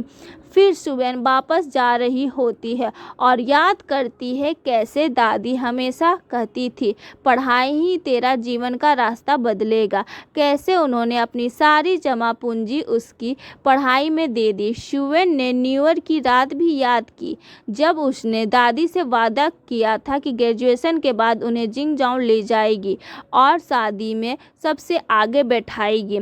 फिर सीन शिफ्ट होता है और शुएन कार पे होती है और होमिंग उसे रिंग देता है और अपने हाथों से वो रिंग भी पहनाता है। शुएन रिंग पहनकर सोचने लग जाती है कि मुझे लगातार मेहनत करनी होगी, तभी एक पहाड़ पार कर पाऊंगी। सिर्फ मजबूती बनकर ही सफलता मिलेगी, तभी मैं अपनी सारी गलतियां की भरपाई कर पाऊंगी। उसे पता था कि वो होमिंग से कुछ छुपा रही है, लेकिन अपनी मंजिल पाने के लिए वो किसी भी हद तक जाने को तैयार थी। उधर कंपनी में होमिंग ने प्लॉट की रिपोर्ट मांगी। न्यू एम्प्लॉय फैंगलिन ने रिपोर्ट दी और बताया कि वो अब्रॉड से पढ़कर लौटी है। फैंगलिन उसकी कज़न भी थी। फैंगलिन ने उससे मजाक में कहा कि क्या वो उसे देखकर चौंका नहीं। होमिंग ने कंपनी के रूल्स की याद दिलाई। उसने पुरानी बातें छेड़ी, कैसे उसने कॉलेज में जीती हुई जैकेट छीन ली थी और जब वो लंदन से गया था तो उसने कहा था कि पढ़ाई पूरी कर कर लौटना। अब वह सचमुच लौट आई थी। शुएन ये सब पीछे से देख रही होती है और शुएन ने मैसेज किया कि मैं कंपनी के नीचे इंतज़ार कर रही हूँ। होमिंग मैसेज देखकर फैंगलिन को कहता है, मैं तुम्हें कुछ बताना चाहता हूँ, एक्चुअली मेरी शादी होने वाली है। तो फैंगलिन पूछती है, कौन है जिससे तुम शादी कर रहे हो? तो होमिंग कहता है, मैं तुम्हें बाद में मिलवाऊँगा, और वहाँ से चला जाता है। फिर सीन शिफ्ट होता है एक कुकिंग क्लास में, जहाँ शुएन जानबूझकर जाती है फैंगलिन के बारे में जानने के लिए। वो मेक श्योर करती है कि उसे फैंगलिन की साइड वाली ही जगह मिले। वहाँ जाकर शुएन फैंगलिन से बातें करना स्टार्ट करती है और कहती है, शायद मैंने तुम्हें देखा है जिंद ग्रुप में। तो फैंगलिन कहती है, देखा होगा, मैं वहाँ काम करती हूँ। दोनों एक दूसरे को इंट्रोड्यूस करते हैं, बट शुएन अपने नाम के साथ ये भी बताती है कि मैं होमिंग की फियांसी हूँ। तो फैंगलिन ये सुनते ही हैरान हो जाती है। फिर शुएन उसे डिनर पे बुलाती है। डिनर के दौरान फैंगलिन ने बताया कि वो और होमिंग बचपन से दोस्त थे और पहली बार 16 साल की उम्र में मिले थे और हम दोनों बहुत ही ज़्यादा क्लोज हैं। तो शुएन कहती है, मुझे पता है तुम होगी, क्योंकि तुम उसकी सिस्टर जैसी हो। फिर फैंगलिन जिद करती है कि क्या मैं तुम्हारी ब्राइडमेड्स बन सकती हूँ? तब शुएन मान जाती है। फिर आता है वेडिंग डे। शुएन एकदम परी जैसी लग रही होती है और अपने हस्बैंड के पास जा रही होती है और सारे फैमिली मेम्बर बहुत खुश होते हैं। फिर दोनों रिंग एक्सचेंज करते हैं और किस करते ही दोनों हस्बैंड वाइफ बन जाते हैं। उसके बाद एक पार्टी होती है जहां एक प्रोफेसर मिलते हैं जिससे वो बुक ली थी। वो उन्हें देखकर डर गई कि अगर उसे बुक के बारे में बात करेंगे तो मेरा सच सामने आ जाएगा। यहाँ पर उस बुक की बात हो रही है जो उसके नकले पापा को दी थी कि अपने इन-लॉज को दे दीजिएगा। हमने फर्स्ट एपिसोड में देखा था। शुएन चाहती थी कि वो जल्द निकल जाए, मगर उसके ससुराल वालों ने खुद उन्हें टोस्ट करने के लिए अंदर बुला लिया। बातचीत में दोनों परिवारों की बातें जम गई। शुएन लगातार घबराई हुई इधर उधर देख रही है। उसे लगा अब सच सामने आने ही वाला है। फिर हॉमिंग कहता है जाओ अपने गेस्ट को देख लो। उसके बाद वो वहाँ उस प्रोफेसर के पास जाती है और उनसे जल्दी से अपने लोगों को इशारा किया कि वो जानबूझकर वाइन गिरा दे ताकि वो दोनों वहाँ से निकल जाए, और ऐसा ही होता है। वो लोग चले जाते हैं। शादी शुएन के लिए बहुत ही थका देने वाला और जोखिम भरा साबित हुआ। रात में जब हॉमिंग अपने रूम में आया, फैंगलिंग ने उसे मैसेज किया और मिलने के लिए बुलाया और धमकी भी दी कि अगर वो नहीं आया तो वो खुद को नुकसान पहुंचा लेगी। हॉमिंग ने उसे पुरानी दोस्त समझकर बुलावे पर ध्यान दिया। जब उसने देखा कि शुएन सो चुकी है तो सोचा थोड़ी देर के लिए बाहर जाना ठीक रहेगा, बट शुएन सोई नहीं थी। जब हॉमिंग नीचे जाता है तो फैंगलिन उसे सिड्यूस करने की कोशिश करती है। तब हॉमिंग कहता है मैं मैरिड मैन हूँ, ऐसी हालत में यहाँ मत रहो, जल्दी से घर चल जाना। ये सब कहकर वो निकल जाता है और शुएन ऊपर से ये सब देख रही होती है। जब हॉमिंग ने उसे ठुकरा दिया तो शुएन के दिल को सुकून मिला। उसके बाद दोनों हनीमून में लंदन जाते हैं। फिर 1 वीक लेटर वो दोनों वापस आते हैं। तब शुएन देखती है कि फैंगलिंग एक लड़के के साथ बात कर रही होती है। तब हॉमिंग बताता है कि ये हमारे कंपनी के लीगल डिपार्टमेंट में से है। फिर हॉमिंग कहता है चलो अब तुम्हारे ग्रैंड मदर से मिलने जाते हैं। इसके बाद दोनों दादी से मिलने गए। दादी ने उसे बहुत प्यार से अपनाया और हॉमिंग को दिल से अच्छा लगा। दोनों अंदर गए। फिर दादी ने दोनों के लिए खाना बनाना स्टार्ट किया। वहाँ हॉमिंग शुएन के पेरेंट्स के बारे में पूछा। तभी शुएन आ जाती और कहती हॉमिंग इधर आओ, ये पिक सेट करो, और ऐसे करके बात संभाल लेती है। उसके बाद रात में दादी ने शुएन से कहा कि उसके पापा को ब्रेन में गंभीर ट्यूमर है। भले ही वो अच्छे पिता नहीं है, लेकिन बीमारी के समय उसे मिलना सही होगा। शुएन ने कोई पक्का जवाब नहीं दिया। अगले दिन सुबह हॉमिंग जल्दी उठ गया और देखा कि दादी भी तैयार थी। उन्होंने उसे सुबह की मार्केट चलने को बोला और वो खुशी खुशी मान गया। रास्ते में दादी लगातार हॉमिंग की तारीफ करती रही और कहती है शुएन हमेशा उसकी अच्छाई के बारे में बताती थी। हॉमिंग का दिल खुश हो गया, लेकिन जब दादी ने कहा कि मेरी शुएन से कोई गलती हो जाए तो उसे माफ़ कर देना, वो दिल की बहुत अच्छी है, तो हॉमिंग कहता है आप चिंता मत कीजिए दादी, मैं उसके साथ हूँ। शुएन का दिल आखिरकार पिघल गई। उसने चुपचाप अपने पिता के इलाज के पैसे गेट के पास छोड़ दिए और ये देखकर उसके पापा बहुत हैरान हो गए थे। फिर शुएन और हॉमिंग घूमने के लिए निकले और एक जगह गए और उस जगह हॉमिंग ने शुएन को गिफ्ट किया और कहा कि हमारी शुएन के लिए ऑफिस बनाने के लिए बिल्कुल सही है, जिससे वो अपने कॉन्टैक्ट बढ़ाए और करियर में आगे बढ़े।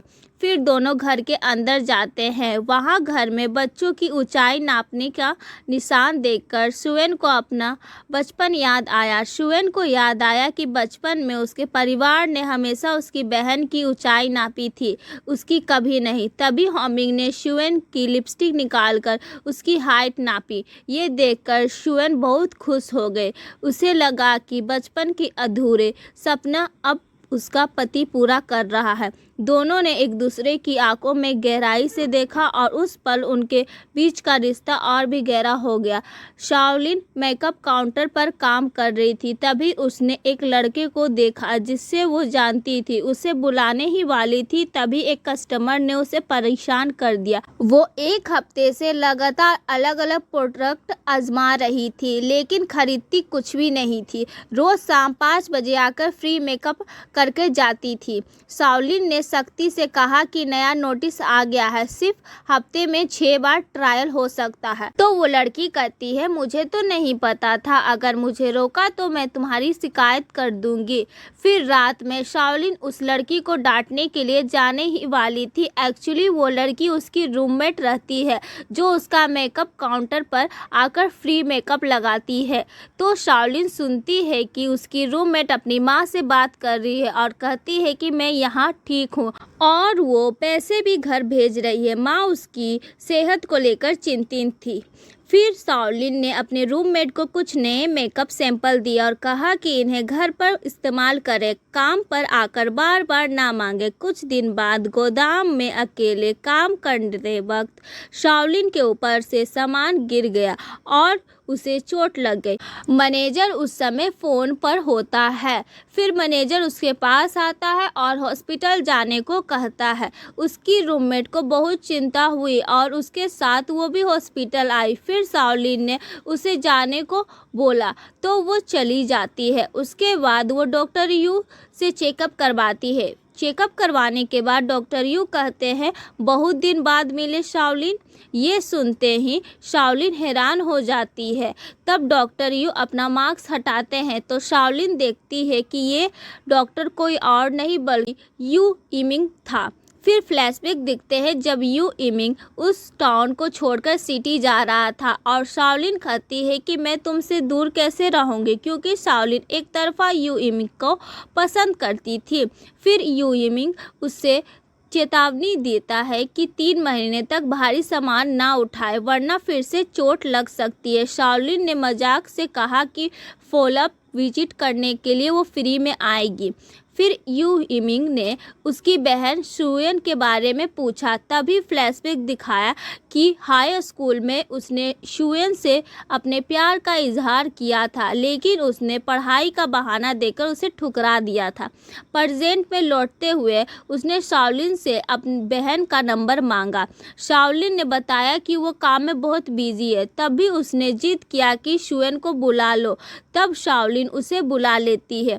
फिर शुएन वहां आ जाती। यू इमिंग ने उसे हाल चाल पूछा तो उसने बताया पिछले महीने ही शादी की है। उसे थोड़ा बुरा लगा। फिर कहता है, शुएन यहाँ आ गई है तो मैं जाता हूँ। शुएन ने बहन का छोटा सा अपार्टमेंट देखा जिसमें ना प्राइवेट बाथरूम था ना ही ठीक से फर्नीचर था। उसने बिना पूछे सामने वाले कमरे को खाली करवाने के लिए मूवर्स बुलाए। शाओलिन भड़क गई और बोली कि उसे किसी पर बोझ नहीं बनना, चाहे मर भी जाए तो उसकी बहन की जिम्मेदारी नहीं। शुएन ने समझाया कि बचपन में जब वो उसे बचाती थी तब से उसका एहसान है जिससे चुकाना चाहती थी, लेकिन शाओलिन तब भी नहीं मानी। तभी शुएन ने कैजुअली कहा कि नए अपार्टमेंट का पड़ोसी यू इमिंग होगा। बस शाओलिन तुरंत मान गई और खुद मूवर्स की मदद करने लगी। अगली सुबह यू इमिंग नाश्ता लेकर आया। अब शाओलिन उसके बीच नज़दीकी बढ़ने लगी। दूसरी तरफ लिनताओ के मम्मी पापा ने उसे बताया कि शाओलिन के घर वालों ने एक दुकान खरीदी है। उनका शक था कि ये पैसे उसी शादी के तोहफे से आए हैं जो उसने दिए थे। गुस्से में लिनताओ ने शाओलिन से कॉल करने की कोशिश की, लेकिन उसने उसका मैसेज और कॉल ब्लॉक कर दिया था। हार कर वो सीधा जिंगजाओ पहुंच गया और शुएन के ऑफिस में घुसने की कोशिश की। उसने पहले शाओ यान फिर शुएन का नाम लिया और खुद को उसका जीजा बताया, लेकिन गार्ड ने एंट्री नहीं दी। फिर वो बाहर निकलकर शुएन के पापा को कॉल किया कि वो शुएन का नंबर ले सके। तभी वो एक कैफ़े में शुएन और यू इमिंग को देखा और वहां चला गया। उसने शुएन और यू इमिंग की बातें सुन ली और वो जोर जोर से चिल्लाने लगा कि शुएन ने चालाकी से शाओलिन को यू इमिंग के पड़ोस में शिफ्ट कराया है और दोनों बहनें मिलकर उसे धोखा दे रही है। शुएन ने उसे बात करने के लिए दूसरे जगह ले गई क्योंकि उसके पास में उसका ऑफिस होता है और वो नहीं चाहती कुछ हंगामा हो, ये बात ऑफिस तक जाए। दूसरे जगह आने के बाद शुएन ने समझाने की कोशिश की अब उसका और शाओलिन से कोई संबंध नहीं, लेकिन लिनताओ अड़ा रहा कि उसने कभी रिश्ता ख़त्म नहीं किया है। उनके परिवार उसके दिए दहेज रख चुके हैं। जब शुएन ने पैसे लौटाने की बात की तो उसने मना कर दिया और कहा कि उसे पैसे नहीं शाओलिन चाहिए। उसने धमकी दी कि अगर उसकी बात नहीं मानी गई तो वो शुएन के ऑफिस रोज जाकर हंगामा करेगा। तो शुएन कहती है, ठीक है, तुम्हारा मन जो करे वो करो, और वहाँ से निकलकर सीधा शाओलिन के पास जाती है और उसे सारी बात बताती है। शाओलिन ये सुनते ही बहुत गुस्से में आ जाती जाती है। शुवेन ने शाओलिन को समझाया कि उससे आमना सामना ना करे। उसने कहा कि वो खुद दहेज के पैसे लौटा देगी ताकि मामला ना बिगड़े और उसकी नौकरी और शादी पर असर ना पड़े। शाओलिन ने सोचा कि बहन उसके लिए चिंतित है, लेकिन जल्द ही समझ गई कि असल में शुवेन अपनी इज्जत और नई जिंदगी बचा रही है। फिर भी शुवेन ने उसके लिए कुछ खाने का सामान छोड़ दिया, एक छोटा सा ख्याल जताते हुए। उधर हॉमिंग ने अपने असिस्टेंट को लिन ताओ की जांच करने को कहा। उसने सुनिश्चित किया कि लिन ताओ को कंपनी से छुट्टी ना मिले और काम में उलझा दिया ताकि वो जिंगजाओ ना आ सके। उस शाम शुवेन और हॉमिंग ने मिलकर खाना बनाया। दोनों एक दूसरे का खाना टेस्ट किया और हंसी मजाक कर रहे होते। फिर हॉमिंग अपनी माँ के साथ मॉर्निंग वॉक पे अपनी टेंशन के बारे में बात करता है। असल में उसका टेंशन एक बिजनेस मिस्टर होंग की वजह से थी, जिसने उसे सिर्फ पिता का वारिस कहकर हल्के में लिया था। ये सब शुवेन सुन लेती है। फिर शुवेन ने रात में उसे दिलासा दिया कि वो उसकी मुश्किलें और चिंताओं में साथ देना चाहती है, ना ही बस दूर से देखना चाहती है।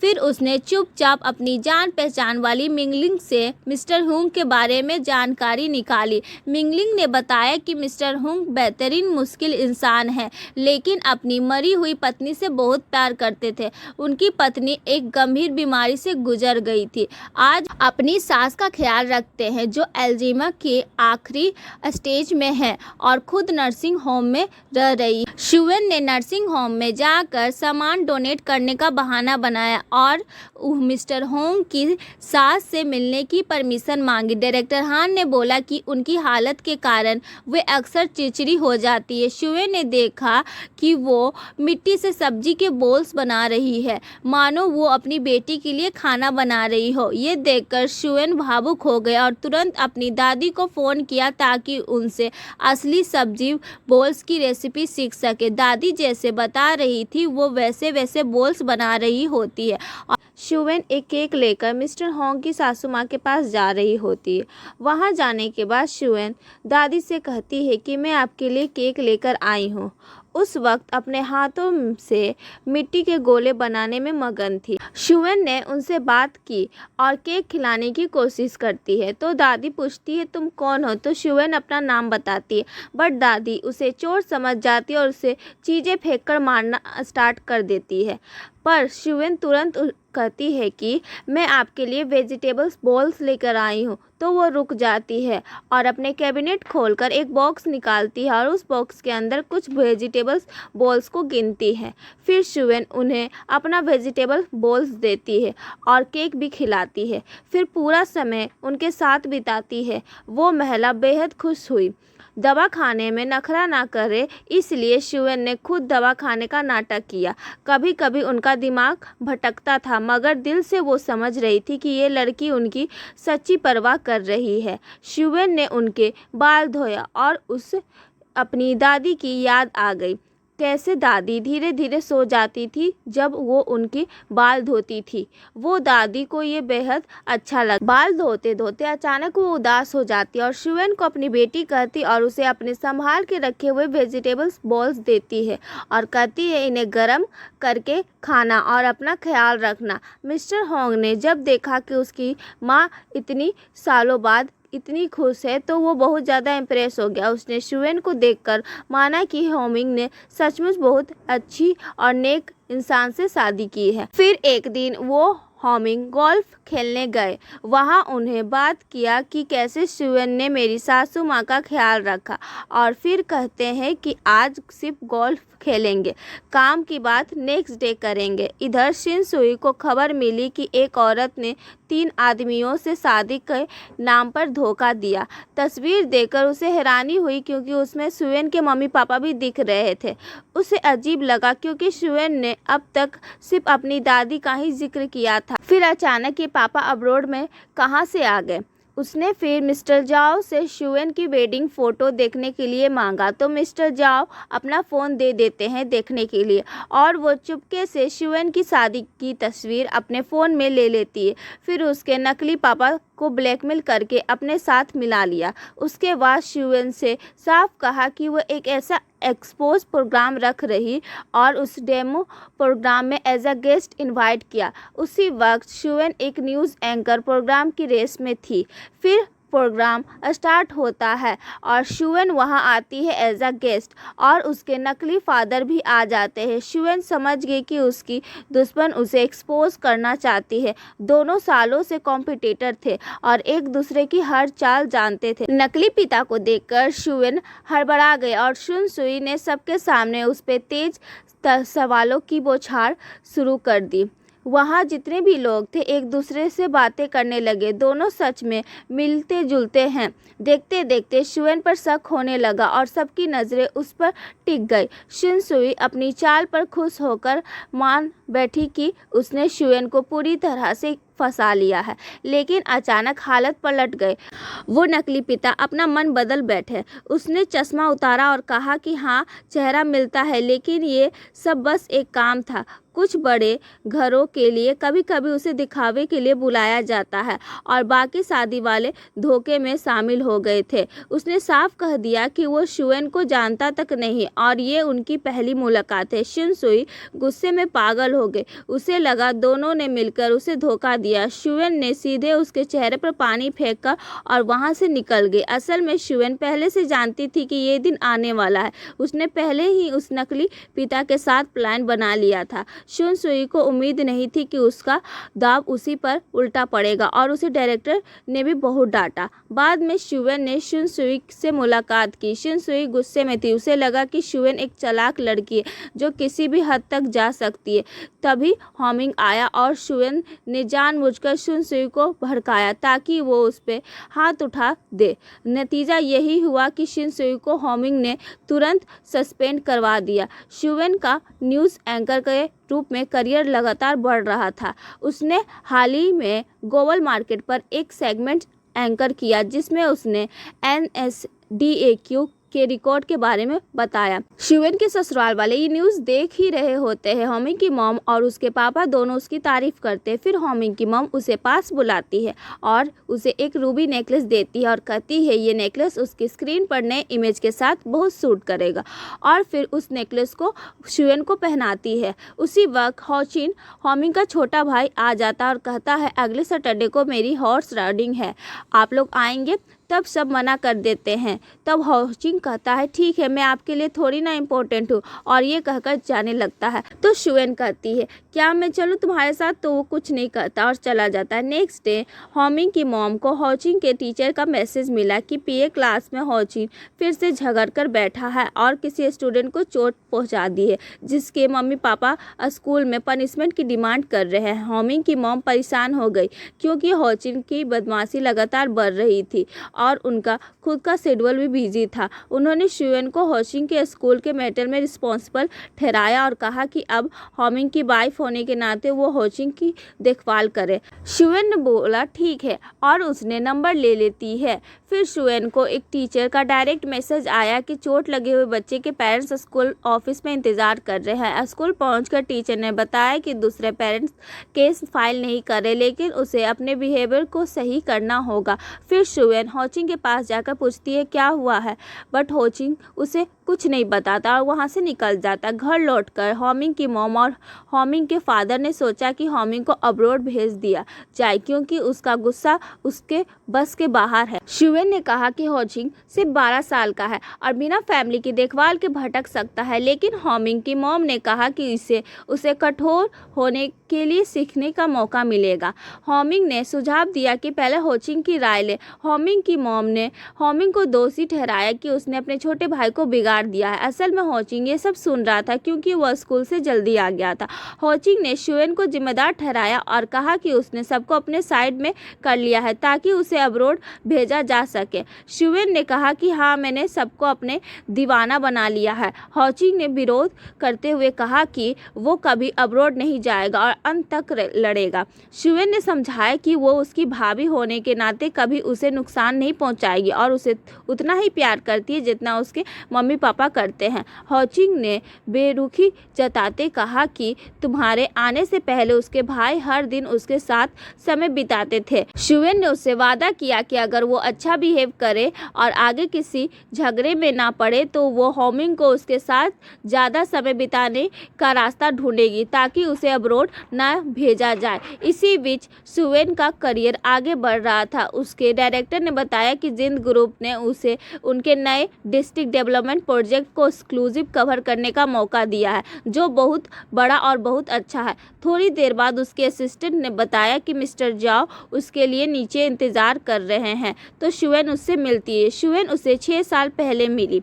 जाओ ने शुएन को उसकी न्यूज़ एंकर बनने की मुबारकबाद दी। उन्होंने कैफे में पहली मुलाकात को याद किया। फ्लैशबैक में जाओ एक मेडिकल रिपोर्ट इन्वेस्टर को समझा रहा, जिससे वो बहुत थियोरेटिकल लगा और उसने रिजेक्ट कर दिया। उसी समय शुएन एक मीडिया कंपनी के इंटरव्यू में थी, जहां इंटरव्यू ने कहा कि बैकग्राउंड इंपॉर्टेंट होता है। शुएन ने हिचकिचाते हुए अपने पेरेंट्स का सौंप वाला बात बता। जाओ ये सब बात सुन रहा था और बताया कि ये सब जरूरी नहीं है, गलत बोल रही है, तो वो इंटरव्यू नहीं देती और वहाँ से चली जाती है। बाद में जाओ आता है और उसे एक फूल दिया और कहा मेहनत करते रहो। प्रेजेंट पे जाओ ने अपनी कंपनी की शानदार ग्रोथ बताई और NSDQ में लिस्टिंग की प्रोजेक्ट साझा की। उसने सीधा शुएन से कहा कि वो उसे होमिंग से मिलवाए ताकि उनके इन्वेस्टमेंट की ये पार्टनरशिप हो सके। शुएन ने पहले उनकी रिपोर्ट देखने का वादा किया। इसी दौरान होमिंग ने शुएन की कजन शाओलिन के बारे में पूछा और उसे डिनर पर बुलाया।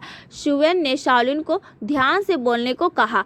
डिनर में होमिंग ने बेहतरीन डिश ऑर्डर की। शाओलिन ने पालक के लिए पूछा, जो वो सिर्फ सीजनल रूप में सर्व कर रहे थे। होमिंग ने तुरंत इसे मंगवा दिया, जिससे शाओलिन खुश हुई। शाओलिन ने शुएन की तारीफ करते हुए बताया कि शुएन हमेशा आपकी अच्छाई की बात करती है। उसने शुएन की पढ़ाई का भी जिक्र किया। फिर होमिंग ने पूछा क्या वो साथ पढ़ाई करते थे, तो शाओलिन ने एक्सेप्ट किया कि वो हाई स्कूल दोबारा कर रही थी और शुएन के स्कूल में ट्रांसफ़र हुई थी। शुएन ने उसे रोकने की कोशिश की, लेकिन शाओलिन लगातार बातें करती रही और कहा कि शुएन किसी पर जल्दी विश्वास नहीं करती, जब करती है तो पूरी ज़िंदगी के लिए करती है। होमिंग ने वादा किया कि वो उसका ख्याल रखेगा। फिर दोनों सिस्टर वॉक पे आते और शुएन बहुत खुश थी कि शाओलिन उसकी बहन ने उसका साथ और उसे बचपन की बात याद की, कैसे शाओलिन उसे अपना म्यूज़िक रिकॉर्डर दिया था। और शुएन ये भी कहती है कि ऐसे डिनर हम लोग फिर से करेंगे। उसके बाद राइडिंग क्लास में होचिंग ने नया घोड़ा रुई लिया। उस शुएन ने फैन से हवा दिया और कहा कि होमिंग को काम था, वो नहीं आएगा, बट मैं आ गई हूँ। उसके बाद होचिंग ने हॉर्स राइडिंग की और शुएन ने उसे फ़ोन से रिकॉर्ड किया।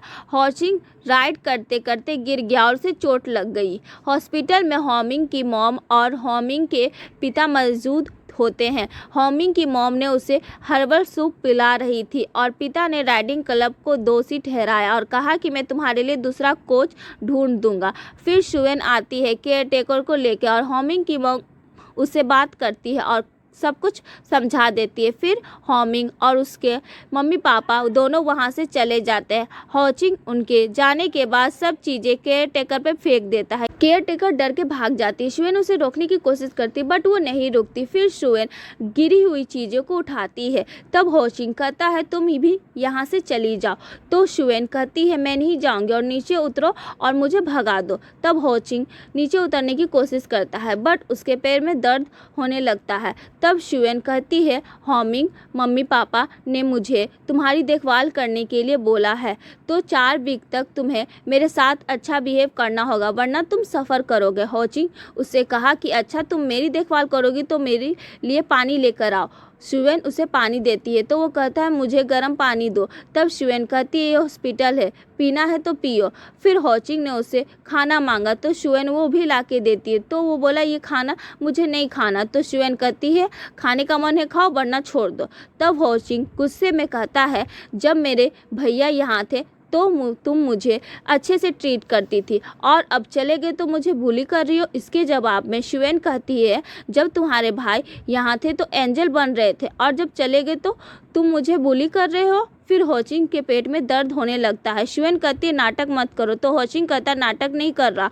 तब शुएन कहती है मैं डॉक्टर को बुलाती हूँ। उसी वक्त होचिंग उसे रोक देता और कहता है मुझे टॉयलेट जाना है। तब शुएन कहती है तो मुंह से बोलो ना, फिर उसे टॉयलेट करवाने में हेल्प करती है। और शाओलिन फिर से डॉक्टर के पास गई। उसके हाथ की चोट अब ठीक हो गई है, लेकिन डॉक्टर ने बोला 3 महीने तक कोई हैवी सामान ना उठाए। तभी डॉक्टर को कोई लंच के लिए बुलाया, तो वो जा रहे होते हैं। तो शाओलिन ने बोला मैं भी आऊँ क्या, तो वो भी चल पड़ी। अब शाओलिन, यू इमिंग और एक और डॉक्टर तीनों साथ में लंच कर रहे हैं। तभी एक लड़की आई। डॉक्टर ने उसे भी बुला लिया खाने के लिए। तभी एक डॉक्टर ने इंट्रोड्यूस करते हुए बोला ये लड़की न्यूरोसर्जन में गोल्ड मेडलिस्ट है। ये सुनकर यू युमिंग ने बोला वाह कमाल है। लड़की ने शाओलिन से पूछा आप किस डिपार्टमेंट में हो, तो शाओलिन बताती है कि वो हॉस्पिटल में काम नहीं करती है। फिर युमिंग बताता है ये मेरी हाई स्कूल की दोस्त है। शाओलिन खुद कहती है कि मैं एक मॉल में मेकअप बेचती हूँ। युमिंग उसकी बात को संभालते हुए कहता है कि वो अभी जिंगजाओ में नई है और अपने करियर के लिए एक्सपीरियंस गेन कर रही है।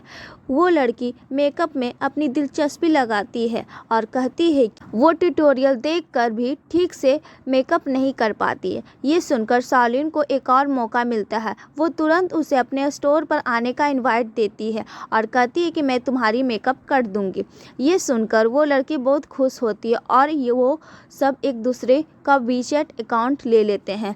फिर सीन शिफ्ट होता है और देखते हैं होचिंग बेड पर लेटा हुआ है। शुएन उसके पास आती है और उसे उसकी हॉर्स राइडिंग की वीडियो दिखाती है और उसकी तारीफ करते हुए कहती है कि तुम राइडिंग करते हुए बहुत काम दिखते हो, स्पेशली जब तुम ऑब्स्टिकल को जंप करते हो।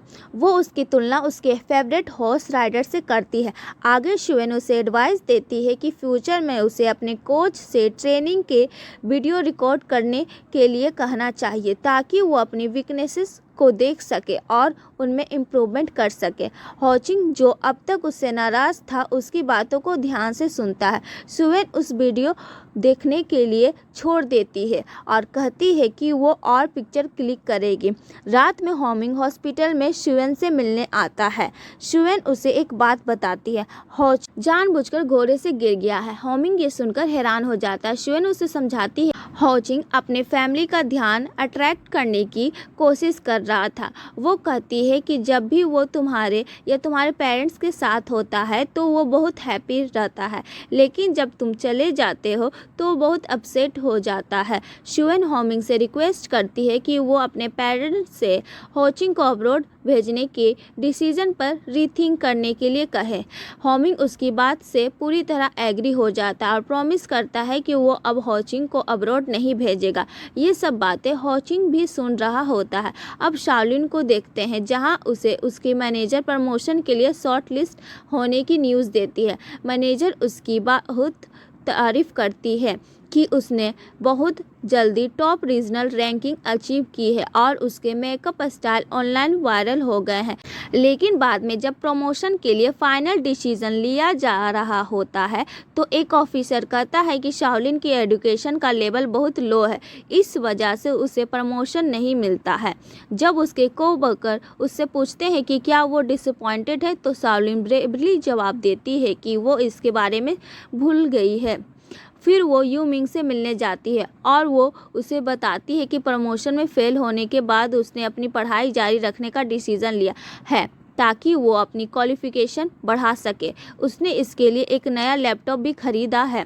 वो मार्केटिंग में डिग्री लेना चाहती है, लेकिन उसे मैथ से डर लगता है, इसलिए वो यू युमिंग से उसे मैथ में ट्यूटर करने के लिए कहती है क्योंकि वो पढ़ाई में हमेशा अच्छा रहा है। यू युमिंग उसकी हेल्प करने के लिए रेडी हो जाता है। इधर हॉस्पिटल में शुएन होचिंग की केयर कर रही होती है। वो उसे ब्रेकफास्ट देती है। तभी होचिंग पहली बार उसे भाभी कहकर बुलाता है। शुएन ये सुनकर बहुत हैप्पी और इमोशनल हो जाती है। होचिंग उसे पिछले दिन के अपने बैड बिहेवियर के लिए माफ़ी मांगता है। शुएन उसे तुरंत माफ़ कर देती है और उसे प्यार से अंडा छिलकर देती है। होचिंग शुएन से पूछता है कि क्या वो सच में उसे अब्रॉड जाने से रोकेगी। शुएन प्रॉमिस करती है, बस शर्त है कि वो उसकी बात माने। बाद में होमिंग के पेरेंट्स हॉस्पिटल आते हैं, लेकिन वो बहुत जल्दी में होते हैं और होचिंग को एक नया आईपैड देकर जाने लगते हैं। वो जा ही रहे होते बट सुएन उन्हें रोक कर होचिंग की बनाई एक ड्राइंग दिखाती है।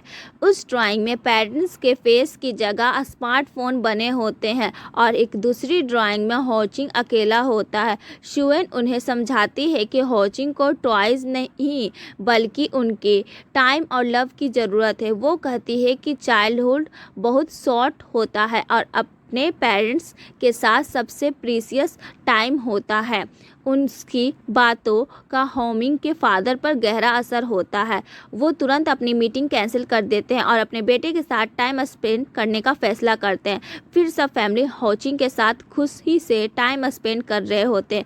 ये सब देखकर होमिंग और सुएन बहुत खुश होते हैं। रात में जब सुएन और होमिंग घर लौटते हैं, होमिंग उसे एक नई रेड कलर की कार गिफ्ट करता है। वो कहता है कि अब जब वो एक सक्सेसफुल एंकर बन गई है तो उसके पास अपनी कार होनी चाहिए। वो सुएन की तारीफ करता है कि उसने ना सिर्फ अपने करियर में सक्सेस हासिल की है बल्कि होचिंग का दिल भी जीत लिया है, जिससे उसकी मॉम भी हैंडल नहीं कर पाती है। सुएन कहती है, हम लोग एक फैमिली है, ये सब करने के लिए मुझे गिफ्ट की ज़रूरत नहीं है। इस पर होमिंग बहुत रोमांटिक अंदाज में जवाब देता है, मैं सिर्फ तुम्हें वो लाइफ देना चाहता हूँ जो तुम चाहती हो। फिर सुएन कहती है, तुम ही सब कुछ हो जो मैं चाहती हूँ। ये सुनकर होमिंग उसे किस करता है। नेक्स्ट डे सुएन जाओ से मिलती है और उसके बिजनेस प्रपोजल को रिजेक्ट कर देती है। वो उसे बताती है कि उसने उसकी कंपनी की इन्वेस्टिगेशन की है और उसे पता चल गया है कि उसकी कंपनी एक सेल कंपनी है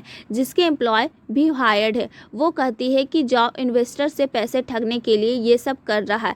जाओ सरप्राइज नहीं होता है बल्कि मुस्कुराता है। वो सुएन को ताना मारते हुए कहता है, मैं सरप्राइज नहीं हूँ कि तुमने ये पता लगा लिया। तुम एक्टर को काम पर रखने के बारे में बेटर जानती हो। वो सुएन को बताता है कि उसे भी उसके लाइफ के बारे में पता है। वो कहता है कि उसके रियल पेरेंट्स अब्रॉड में नहीं बल्कि एक छोटे से टाउन में रहते हैं। वो ये भी बताता है कि वो सुएन के रियल पेरेंट्स से मिल चुका है।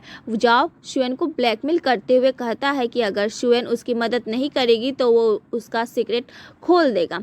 जाओ सुएन को बताता है कि हम दोनों एक जैसे हैं, दोनों ही अपने ऑर्डिनरी बैकग्राउंड से निकलकर सक्सेसफुल होने के लिए स्ट्रगल कर रहे हैं और इसके लिए हमें नकाब पहनना पड़ा है। वो उसे अपने हाथ मिलाकर काम करने का प्रपोजल देता है, ये कहते हुए कि उन्हें एक दूसरे की हेल्प करनी चाहिए। फिर सीन शिफ्ट होता है होमिंग के घर में, जहां सुएन अपने रूम में जा रही होती है। उसकी सासू माँ होचिंग के बर्थडे पार्टी और एक एरोगेंट गेस्ट के आने को लेकर बहुत स्ट्रेस में थी। वो इन सब प्रॉब्लम के लिए सुएन से हेल्प मांगती है। सुएन बहुत कॉन्फिडेंट होकर सब कुछ हैंडल कर लेती है। वो इस गेस्ट के लिए स्पेशल मेन्यू डिसाइड करती है बट घर की मेड को कुछ घर पे काम होता है। वो छुट्टी मांगती है तो सुएन उसे छुट्टी दे देती है और कहती है कि मैं खुद सब मैनेज कर लूँगी। सुएन का ये बदला रूप देखकर मेड उसे कहती है, अब तुम घर की रियल लेडी हो। फिर सीन शिफ्ट होता है और एक रेस्टोरेंट देखते हैं जहां शाओलिन और उसके फ्रेंड्स डिनर कर रहे होते हैं। यू यिमिंग भी वहां आ जाता है। शाओलिन उसे देखती है और उसके पास चली जाती। यू यिमिंग उससे पूछता है, तुम यहाँ क्या? शाओलिन बताने ही वाली थी कि मैं फ्रेंड्स के साथ आई हूँ बट बोलती है कि मैं यहाँ कुछ लेने आई थी। तो वो देखती है कि यू यिमिंग ड्रिंक कर रहा होता है। थोड़ी देर बाद यू यिमिंग बहुत ज़्यादा ड्रंक हो जाता है। शाओलिन उसे संभालती है और घर ले जाती है। नशे की हालत में यू यिमिंग को कुछ भी याद नहीं रहता है। नेक्स्ट मॉर्निंग जब वो उठता है तो उसे पिछली रात की कोई भी बात याद नहीं होती है। शाओलिन उसे ब्रेकफास्ट देती है और मजाक में कहती है कि वो बहुत हैवी है और उसे उठाना बहुत मुश्किल था। यू यिमिंग शर्मिंदा होकर माफ़ी मांगता है। फिर यिमिंग शाओलिन को बताता है कि उसकी सुएन उसके अडल्ट कॉलेज में एडमिशन लेने का डिसीजन से बहुत खुश है। ये सुनकर शाओलिन सरप्राइज हो जाती है कि सुएन अभी भी उसके बारे में सोचती है। यिमिंग उसे बताता है कि सुएन ने ही उसे शाओलिन का ख्याल रखने के लिए कहा है। यिमिंग दोनों सिस्टर को समझते हुए कहता है, तुम दोनों बिल्कुल सेम हो, दोनों स्टबर्न हो। तुम एक दूसरे की परवाह करती हो लेकिन बैठकर प्रॉपरली बात नहीं कर पाती।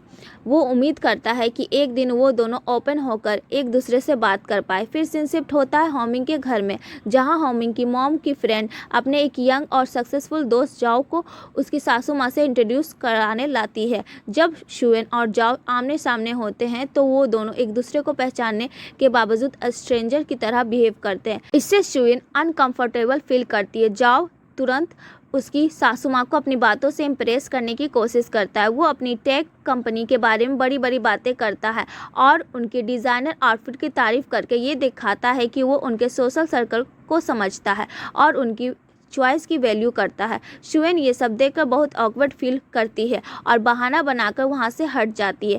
फिर जब शुएन और जाओ अकेले होते हैं तो शुएन उसे साफ साफ कह देती है कि वो उसका गेम समझ गई है और उसका इन्वेस्टमेंट प्रपोजल कभी सक्सेसफुल नहीं होगा। इस पर जाओ उसे उसके रियल नेम शाओ यान से बुलाकर ब्लैकमेल करता है। वो कहता है कि उसे पता है कि तुमने अपनी रियल आइडेंटिटी छुपाई है। वो शुएन के ट्रू लव के दावे का मजाक उड़ाता है और कहता है कि हम दोनों एक जैसे जो सक्सेस पाने के लिए कुछ भी कर सकते हैं। वो उसे बताता है कि उसे होमिंग से बड़े इन्वेस्टमेंट की नहीं बल्कि उसकी रेपुटेशन की ज़रूरत है ताकि दूसरे इन्वेस्टर उसकी कंपनी में पैसे लगाए। तभी शुएन गुस्से में उस पर टी डाल देती है ताकि उस दिन उसकी फैमिली से बात ना कर पाए। फिर जब होमिंग और शुएन बाहर लॉन्ज में होते हैं, शुएन फिशेस की पिक ले रही होती है और होमिंग उसे देख रहा होता है। तभी अचानक जाओ आ जाता है। शुएन ये देखकर हैरान हो जाता है, वो यहाँ कैसे आ गया। जाओ तुरंत आगे बढ़कर अपना इंट्रोडक्शन देता। होमिंग आपसे मिलकर अच्छा लगा, मैं जाओ जीनू हूँ, शुएन का फ्रेंड। होमिंग थोड़ा हैरान होता है लेकिन कुछ नहीं कहता। जाओ एक और चाल चलता है और कहता है, क्या शुएन ने आपको इन्फॉर्म नहीं किया? उसने ही मुझे यहाँ इनवाइट किया है। शुएन जो इस सिचुएशन में पूरी तरह से फंस चुकी होती है, एक और झूठ बोलने पर मजबूर हो जाती है। वो होमिंग से कहती है, मैं काम में इतनी बिजी हो गई थी कि आपको बताना भूल गई। होमिंग जो अपनी वाइफ पर पूरा भरोसा करता है उसकी बात मान लेता है और बिना कोई क्वेश्चन किए कहता है कोई बात नहीं। वो वेटर को बुलाकर जाओ के लिए एक और टेबल सेटिंग लगाने के लिए कहता है। आगे वो दोनों जाने लगते हैं और शुएन उसे देखकर थोड़ी परेशान हो जाती है। और यह जाओ होमिंग और शुएन के साथ जो लंच कर रहे होते हैं। होमिंग जाओ से कहता है कि उसे मिस माँ यानी होमिंग की माँ की फ्रेंड ने उसकी कंपनी में इन्वेस्ट किया है। जाओ शुएन को थैंक्स करता है कि उसने उन्हें मिलवाया है। फिर होमिंग शुएन से पूछता है कि वो दोनों एक दूसरे को कब से जानते हैं। तब जाओ बताता है कि वो दोनों तब मिले थे जब वो पहली बार अपना करियर स्टार्ट करने के लिए जिंगजाओ आए थे। ये सुनकर होमिंग थोड़ा सरप्राइज होता है पर कुछ नहीं कहता। जाओ और कहता है कि इन सालों में भले ही वो कम मिले हो पर हमेशा कांटेक्ट में रहे हैं और मैं शुएन की फैमिली के बहुत क्लोज हूँ। वो क्लेम करता है कि वो अक्सर शुएन के पेरेंट्स से इंटरनेशनल कॉल पर बात भी करता है। जब जाओ ये झूठ बोलता है तो शुएन तुरंत सिचुएशन संभालने की कोशिश करती है। वो होमिंग से कहती है, होमिंग कुछ तो है जो मैंने तुम्हें नहीं बताया है। फिर एक एक्सक्यूज़ बनाती है कि जाओ की कंपनी मेडिकल टेक्नोलॉजी में है और कहती है जिंद ग्रुप को इस फील्ड में इंटरेस्ट नहीं इसलिए उसने मेंशन नहीं किया। तब जाओ उस एक्सक्यूज़ को और आगे बढ़ाता है और कहता है, मैं समझ गया, मुझे पहले भी इस तरह की कंसर्न थी। फिर वो एक चाल चलता है और शुएन के फेक फादर का जिक्र करते हुए कहता है, कुछ दिन पहले मैंने फ़ोन पर मिस्टर सू से बात की, उन्होंने मुझे मिस्टर सेन से मिलने की एडवाइस दी। ये कहकर वो शुएन को उनकी खुद के जाल में फंसा देता है। होमिंग ये सब बहुत काम तरीके से सुनता है, कोई सरप्राइज नहीं दिखाता है बल्कि शांत जवाब देता है, हमारा ग्रुप इन्वेस्ट करने के लिए रेडी है, अगर ये एक अच्छा प्रोजेक्ट है तो हम ओपन हैं। उसका काम बिहेवियर दिखाता है कि वो उनकी बातों पर पूरी तरह विश्वास नहीं कर रहा। फिर शुएन एक्सक्यूज़ बनाकर वहाँ से रेस्टरूम जाती है। जब रेस्टरूम से निकल रही होती है तब जाओ उसे रोकता है। वो उसे गुस्से में कहता है, तुम्हारे बिहेवियर ने मुझे शॉक कर दिया। मुझे लगा था कि हम एक म्यूचुअल अंडरस्टैंडिंग पर पहुंच गए थे। इस पर सुयन जवाब देती है, हमारे रास्ते कभी सेम नहीं थे। फिर जाओ सुयन को थ्रेटन करता है और कहता है, क्या मैंने आज ज़्यादा बोल दिया? क्या तुम्हारा पति अब अपने ससुर को अब्रॉड कॉल करने की कोशिश करेगा? ये कहकर वो क्लियर कर देता है कि अगर सुयन उसकी हेल्प नहीं करेगी तो वो उसे एक्सपोज कर देगा। ये सुनकर सुयन जवाब देती है, कोई फ़र्क नहीं पड़ेगा, तुम क्या कहोगे? मैं होमिंग को तुम्हारे स्कैम में नहीं फंसने दूंगी। पर जाओ उसकी वीकनेसेस जानता है। वो कहता है, तुम ब्लफ कर रही हो, तुम्हें सब कुछ मिल गया है जो तुम चाहती हो, क्या तुम उसे छोड़ सकती हो? उसे पता था कि सुयन अपनी लाइफ, लव और करियर रिस्क पर नहीं लाएगी। वो उसे एक रात का टाइम देता है और धमकी देता है, तुम्हारे पास एक रात का टाइम है सोचने के लिए, वरना मैं तुम्हें ऑनलाइन एक्सपोज कर दूंगा। जाओ की धमकी के बाद सुयन बहुत टेंस हो जाती है। वो रात में जाओ को साफ साफ कह देती है, अपना खुद की गंदगी खुद हैंडल करो, मुझे दोबारा कॉल मत करना। तभी होमिंग पीछे से आवाज़ देता है, क्या हुआ? सुयन एक्सक्यूज़ बनाती है और कहती है, मुझे ऑफिस से कॉल आया था। तब होमिंग उससे कहता है, तुम बहुत टायर्ड लग रही हो, अपने आप पर इतना प्रेशर मत डालो। सुयन कहती है, मैं एक ही वक्त में 2 शो कर रही हूँ और एक न्यूज़ एंकर के रूप में अपने नए रोल को लेकर भी स्ट्रेस हूँ। मैं कोई शो छोड़ना नहीं चाहती हूँ। इस पर होमिंग पूरा सपोर्ट देते हुए कहता है, मेरा सपोर्ट तुम्हारे साथ ही, भले ही तुम फेल हो जाओ, हम फिर से स्टार्ट कर लेंगे। उसका ये सेल्फलेस प्यार और सपोर्ट देखकर सुयन खुश हो जाती है और उसे हक कर लेती है। होमिंग का ये भरोसा उसे स्ट्रेंथ देता है, लेकिन साथ ही उसका गिल्ट और बढ़ जाता है। फिर जाओ उसे वर्क प्लेस के पार्किंग एरिया में पकड़ लेता है और उसे फिर से थ्रेटन करता है कि मेरी कंपनी डूबने वाली है और अगर वो डूब गई तो सुयन को भी साथ ले डूबेगी। वो सुयन को जोर से पकड़कर पूरा थ्रेटन करता है। सुयन डरकर कहती है, मुझे जाने दो। तभी अचानक वहाँ शाओलिन आ जाती है। वो जाओ को रोकती है और पूछती है, तुम क्या कर रहे हो? वो जाओ को चेतावनी देती है कि यहाँ कैमरे लगे हैं और वो पुलिस को बुला सकती है। शाओलिन की धमकी से डरकर जाओ वहाँ से चला जाता है। फिर दोनों एक कैफे में बैठे होते हैं। तब सुयन पूछती, तुम यहाँ क्या कर रही हो? तो शाओलिन बताती है कि वो यू मिंग ने उसे बता दिया है कि तुमने मेरी कॉलेज के लिए पैसे दिए हैं, इसलिए मैं तुम्हारे लिए गिफ्ट लेकर आई हूँ। फिर शाओलिन अपनी बहन से पूछती है, वो आदमी कौन था और क्या चल रहा है? सुयन फिर से सब कुछ छुपाने की कोशिश करती और कहती है, ये एक छोटा सा बात है, टेंशन लेने की कोई बात नहीं। फिर शाओलिन कहती है, जब तक मैं यहाँ हूँ कोई भी तुम्हें परेशान नहीं करेगा, मैं तुम्हारी रक्षा करूँगी। फिर सीन शिफ्ट होता है, सुयन अपने ऑफिस में होती है। तभी उसे अपने फादर का फ़ोन आता है। वो उसे बताते हैं कि वो और उसकी माँ जिंगजाओ में है और उसे तुरंत एक होटल में मिलने के लिए बुलाते हैं। सुयन को कुछ समझ नहीं आता, लेकिन वो वहाँ से जाती है। होटल के रूम में वो ये देखकर चौंक जाती है कि उसके पेरेंट्स के साथ जाओ भी मौजूद है। जाओ उसे बताता है कि उसने ही उसके पेरेंट्स को यहाँ बुलाया है। वो एक आइडियल इंसान बनने का नाटक करते हुए कहता है, कोई भी हमें अपने पेरेंट्स से ज़्यादा प्यार नहीं करता, अगर आप बैठकर खुलकर बात करें तो सब कुछ सॉल्व हो सकता है। ये कहकर वो उन्हें अकेला छोड़कर चला जाता है। उसके जाने के बाद रूम टेंशन से भर जाता है। सुयन के फादर उस पर चिल्लाना स्टार्ट कर देते हैं। वो कहते हैं, तुम्हें ये गट्स कहाँ से मिले कि तुमने अपने पेरेंट्स की जॉब को फेक बताया और अपनी वेडिंग में एक्ट्रेस हायर किए। वो उस पर पैसों के ग्रीड में ब्लाइंड होने और रिच घर में मैरी करने के लिए सब मोरल प्रिंसिपल छोड़ देने का एक्यूज़ करते हैं। तब सुयन कहती है, मैंने सिन फैमिली से एक भी पैसा नहीं लिया, होमिंग के लिए मेरी फीलिंग्स रियल है, मैं उससे प्यार करती हूँ, इसीलिए मैंने शादी के लिए उससे झूठ बोला। पर उसके फादर उसकी बात नहीं सुनते। वो कहते हैं, कोई भी तुम्हारे झूठ पर बिलीव नहीं करेगा। सुयन ब्रेकडाउन हो जाती है और कहती है, जब मैं छोटी थी मुझे पता था कि मैं सिर्फ खुद पर निर्भर रह सकती हूँ। वो अपने पेरेंट्स पर एक्यूज़ करती है कि उन्होंने कभी उसकी केयर नहीं की। यह सुनकर उसके फादर का एंगर और बढ़ जाता है और वो कहते हैं कि वो सिन फैमिली के पास जाकर सारी सच्चाई बता देंगे। उसकी माँ उन्हें रोकने की कोशिश करती करती है, पर वो कहते अगर मैं उसके लिए कवर अप करता हूँ तो मैं एक फादर के रूप में फेल हो सकता हूँ। अपने फादर की थ्रेट सुनकर सुएन कम्प्लीटली ब्रेकडाउन हो जाती है और गुस्से में उन पर शाउट करती है और कहती है, क्या आप रियली केयर करते हो मेरी? मैंने आज जो कुछ भी अचीव किया है अपनी हार्डवर्क से किया है। फिर वो एक्यूज करती है कि आपको लगता है कि जो लाइफ में जी रही हूँ वो लाइफ शाओलिन की होनी चाहिए थी, मेरी नहीं, है ना? या आप मुझे सिन फैमिली के सामने एक्सपोज करना चाहते हो ताकि आप मुझसे पैसे ले सको? ये सुनकर उसके फादर गुस्सा हो जाते हैं। क्या तुम अभी भी साओ फैमिली की लड़की हो? इस पर सुएन कहती है, मैं साओ सरनेम कैरी नहीं करती, मेरा नाम सुएन है। ये सुनकर उसके फादर का दिल टूट जाता है और वो कहते हैं, ठीक है, अब से हम फादर डॉटर नहीं है, तुम अब इस फैमिली का पार्ट नहीं हो। ये कहकर वो वहाँ से चले जाते हैं। उसके बाद सुएन जाओ से मिलने जाती है और वो अपनी कार बेचकर उसे पैसे देने का वादा करती है और ये भी कहती है, ये लास्ट टाइम अगर फिर से मुझे ब्लैकमेल किया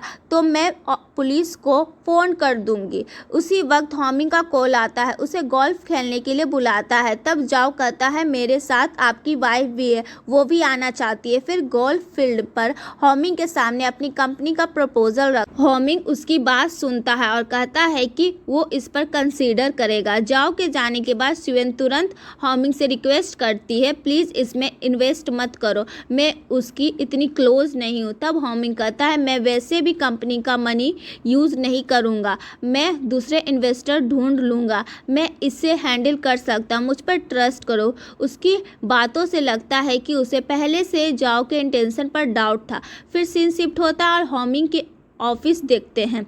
उसके असिस्टेंट बताता है कि मिस्टर होंग उसे गोल्फ खेलने के लिए बुला रहे हैं और जाओ उसे बार बार कॉल कर रहा है, बहुत बेचैन है। हॉमिंग रिप्लाई देता है, कोई जल्दी नहीं, उसे इंतज़ार करने दो। ये दिखाता है कि हॉमिंग जानबूझकर जाओ पर प्रेशर बना रहा है। फिर सीन जाओ के ऑफिस का होता है जहां वो अपनी कंपनी को डूबने के डर से बहुत घबराया हुआ है। तभी उसे हॉमिंग के सेक्रेटरी का फ़ोन आता है। सेक्रेटरी बताता है कि हॉमिंग उसकी कंपनी में इन्वेस्ट करने को रेडी है, लेकिन 2 शर्तें हैं।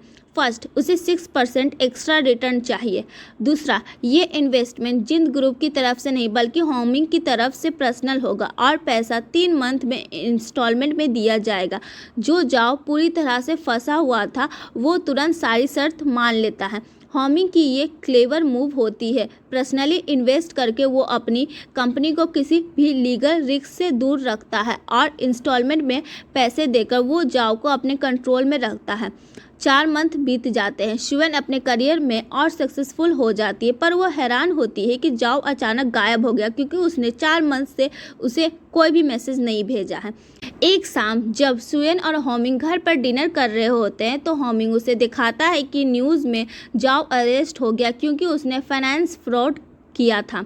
सुएन ये सुनकर शॉक हो जाती है और तुरंत हॉमिंग से पूछती है, तुमने तो उसे इन्वेस्ट करने का वादा किया था, क्या ये आपको इफ़ेक्ट किया?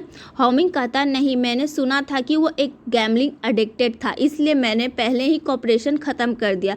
वो ये भी बताता है कि तुमने अपनी कार क्यों बेची थी, उसे ये सब पता था। वो समझाता था कि मिसेस मा, उसकी मॉम की फ्रेंड, ऐसे नए और सो कॉल्ड टैलेंट लोगों पर इन्वेस्ट करना पसंद करती है जैसे जाओ उसके दिखावे के जाल में फंस गई थी। अंत में हॉमिंग सुएन को बहुत प्यार से समझाता है, अगर तुम फ्यूचर में इन्वेस्ट करना चाहती हो तो बस मुझसे पैसे मांग लेना, अपनी कार बेचने की ज़रूरत नहीं। फिर रात में सुएन फाइनली सच बोलने की हिम्मत जुटाती है। सीधा सीधा नहीं कहती बल्कि एक स्टोरी के थ्रू अपनी बात रखती है हॉमिंग के सामने। वो कहती है, एक फ्रेंड ने मुझे अभी बताया है, उसने शादी से पहले अपने हस्बैंड से कुछ छुपाया था। उसे डर था कि उसका रिश्ता बिगड़ जाएगा और वो अपने हस्बैंड को खो देगी। हॉमिंग पूछता है, अब उनका रिश्ता कैसा है? सुएन जवाब देती है, अच्छा। इस पर हॉमिंग कहता है, ये ईजी है, फिर इसे छुपाए रखो। सुएन हैरान रह जाती है। हॉमिंग समझाता है अपने दोस्त को, कन्फेशन एक कांटे की तरह होती है, शादी में अंत में एक हैप्पी एंडिंग ही मैटर करती है। तब सुएन समझ जाती है कि अगर वो कुछ बताएगी तो उनके रिलेशनशिप में दरार आ सकती है। टॉपिक चेंज करते हुए वो सुएन को एक नई बिजनेस चैलेंज के बारे में बताता है। जिंग लैंग और जिंग युआन के बारे में, जो जिन ग्रुप के लिए बहुत इंपॉर्टेंट इंसान है। और यहीं पर ये एपिसोड खत्म हो जाता है। इस वीडियो को लाइक जरूर करें और हमारे चैनल को सब्सक्राइब करके बेल आइकन जरूर दबाएं। अगले वीडियो में मिलते हैं, तब तक के लिए बाय।